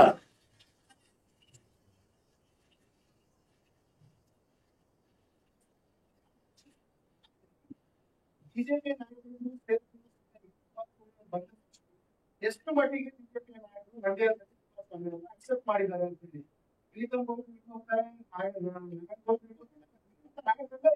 ಈಗ ನನ್ನ ಉದ್ದೇಶ ಅಲ್ಲಿ ಹೋಗಿದ್ದು ಯಾವುದೇ ಅಹಿತಕರ ಘಟನೆಗಳಾಗದೆ ಅಲ್ಲಿ ಒಂದು ಶಾಂತಿ ಭಂಗ ತರತಕ್ಕಂಥ ದೃಷ್ಟಿಯಿಂದ ನಾನು ಹೋಗಿದ್ದೇನೆ. ಅಲ್ಲಿ ಯಾರಿದ್ರು ಯಾರಿರ್ಲಿಲ್ಲ ನನ್ನ ಪ್ರಶ್ನೆ ಇರಲಿಲ್ಲ. ಅವರೇ ಹೇಳಿದಂಥ ರೀತಿಯಲ್ಲಿ ಮಂಡ್ಯ ಜಿಲ್ಲೆಯ ಜನ ನಮಗೆ ಬೆಳೆಸಿದ್ದಾರೆ. ಆ ಜಿಲ್ಲೆಯ ಜನಕ್ಕೆ ಯಾರಾದ್ರೂ ಒಬ್ಬ ಸಾಮಾನ್ಯ ಪ್ರಜೆಗೆ ಅನ್ಯಾಯ ಆದರೂ ಅವ್ರಿಗೆ ರಕ್ಷಣೆಗೆ ಹೋಗ್ತಕ್ಕಂಥದ್ದು ನನ್ನ ಕರ್ತವ್ಯ ಇದೆ ಅಂತಕ್ಕಂಥ ಸಾಮಾನ್ಯ ತಿಳುವಳಿಕೆ ಇಟ್ಕೊಂಡಿದ್ದೇನೆ. ಅದರಿಂದ ನನಗೆ ಇವರು ಯಾರಿಂದೂ ಸರ್ಟಿಫಿಕೇಟ್ ಬೇಕಿಲ್ಲ. ನನ್ನ ಜನತೆಗೆ ಅನ್ಯಾಯ ಆದಾಗ ಅವ್ರ ಪರವಾಗಿ ರಕ್ಷಣೆ ಕೊಡ್ಲಿಕ್ಕೆಲ್ಲ ಹೋಗಿದ್ದೇನೆ ಹೊರತು ಬೆಂಕಿ ಹಚ್ಚೋ ಕೆಲಸಕ್ಕೆ ನಾನು ಹೋಗಿಲ್ಲ. ನಾನು ನಿನ್ನೆನೂ ಸಹ ಯಾವುದೇ ರೀತಿಯ ಸಂಘರ್ಷಕ್ಕೆ ಒಳಗಾಗ್ತಕ್ಕಂಥ ಮಾತುಗಳನ್ನ ಹೇಳಿಲ್ಲ. ನಿಮ್ಮ ಅಧಿಕಾರಿಗಳ ವೈಫಲ್ಯಗಳನ್ನ ಸರಿಪಡಿಸ್ಕೊಳ್ಳಿ ಅಂತಕ್ಕಂಥ ಸಲಹೆ ಕೊಟ್ಟು ಬಂದಿದ್ದೇನೆ. ನೆನ್ನೆ ಸಭೆಯಲ್ಲಿ 13 ನಿಮಿಷ ಮಾತನಾಡಿದ್ದೇನೆ. ನೆನ್ನೆ ಸಭೆಯಲ್ಲಿ 13 ನಿಮಿಷದಲ್ಲೂ ನಾನು ನೀವು ಯಾವ ರೀತಿ ನಡ್ಕೊಂಡ್ರಿ, ನಾನು ಹೇಳಿದಂಥ ಸಲಹೆಗಳನ್ನ ಯಾವ ರೀತಿ ತಿರಸ್ಕಾರ ಮಾಡ್ಕೊಂಡ್ರಿ, ಅದರ ಪ್ರತಿಫಲ ಇದು ಅಂತಕ್ಕಂಥದ್ದನ್ನು ಹೇಳಿ ಬಂದಿದ್ದೇನೆ.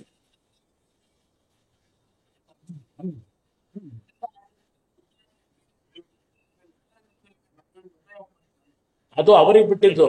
ಅವರೆಲ್ಲ ದೊಡ್ಡವರು ಅವರೆಲ್ಲ. ಈಗ ನಾವು ಅವರಿಂದ ಕೆಲವು ಸಲಹೆ ತಗೋಬೇಕಾಗಿದೆ. ಬೆಳೆದು ಬಿಟ್ಟವ್ರೆ, ಅನುಭವಿಸ್ತರು, ಅವರಿಂದ ಅನುಭವ ಪಡಿಬೇಕು ನಾವೀಗ. ಆ ಪರಿಸ್ಥಿತಿ ನಾವೀಗ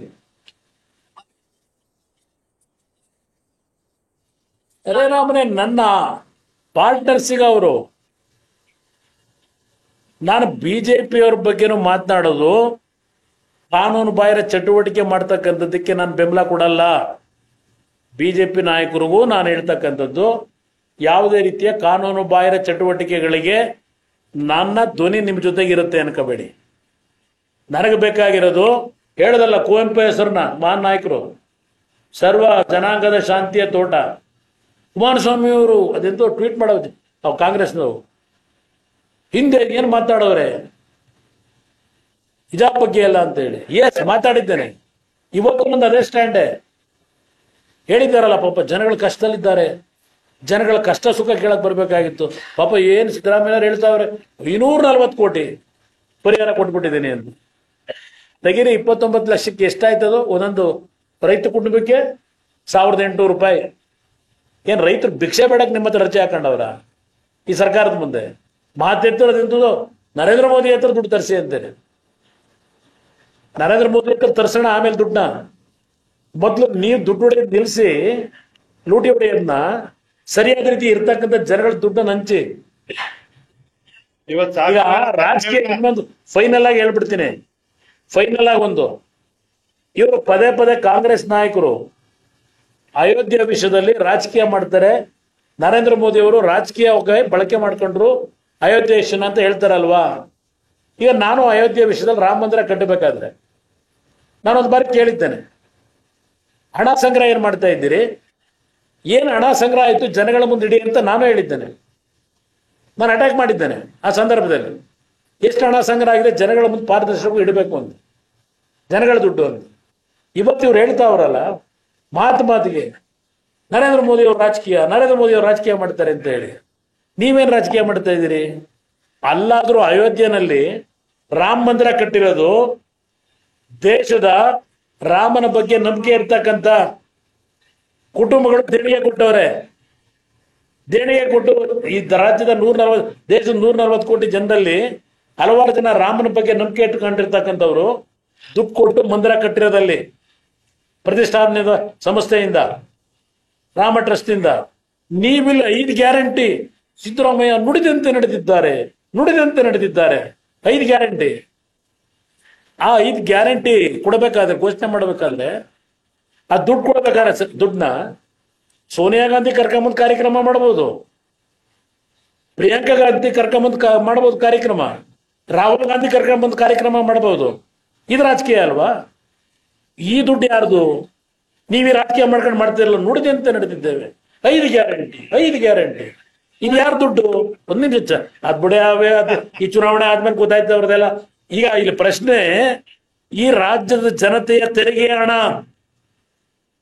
ಈ 5 ಗ್ಯಾರಂಟಿ ಕೊಡ್ತಾ ಇರೋದು ನೀವು. 5 ಗ್ಯಾರಂಟಿ ರಾಜ್ಯದ 6.5 ಕೋಟಿ ಜನತೆಯ ಬೆವರು ಸುರಿಸಿರ್ತಕ್ಕಂಥ ತೆರಿಗೆ ಹಣ ಇದು.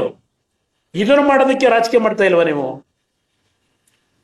ಇದನ್ನು ಮಾಡ್ಲಿಕ್ಕೆ ರಾಹುಲ್ ಗಾಂಧಿ ಯಾರಿಲ್ಲಿ ಬರ್ಲಿಕ್ಕೆ, ಆ ಕಾರ್ಯಕ್ರಮ ಉದ್ಘಾಟನೆ ಮಾಡ್ಲಿಕ್ಕೆ? ಜನಗಳ ದುಡ್ಡು ಇದು.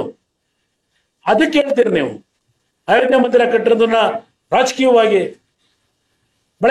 ದುರ್ಬಳಕೆ ಮಾಡ್ಕೊಂಡ್ರು ಅಂತ ಹೇಳ್ತಾ ಇದ್ರೆ. ಅವ್ರು 50 ವರ್ಷದ ಹೋರಾಟ ಅವ್ರದ್ದು, ಬಿಜೆಪಿ ಅವ್ರದ್ದು. ನಿಮ್ಮದು ಇಲ್ಲೇ ಹೋರಾಟ, ಅಧಿಕಾರ ಹಿಡಿಯಕ್ಕೆ ಹೋರಾಟ ಇದು.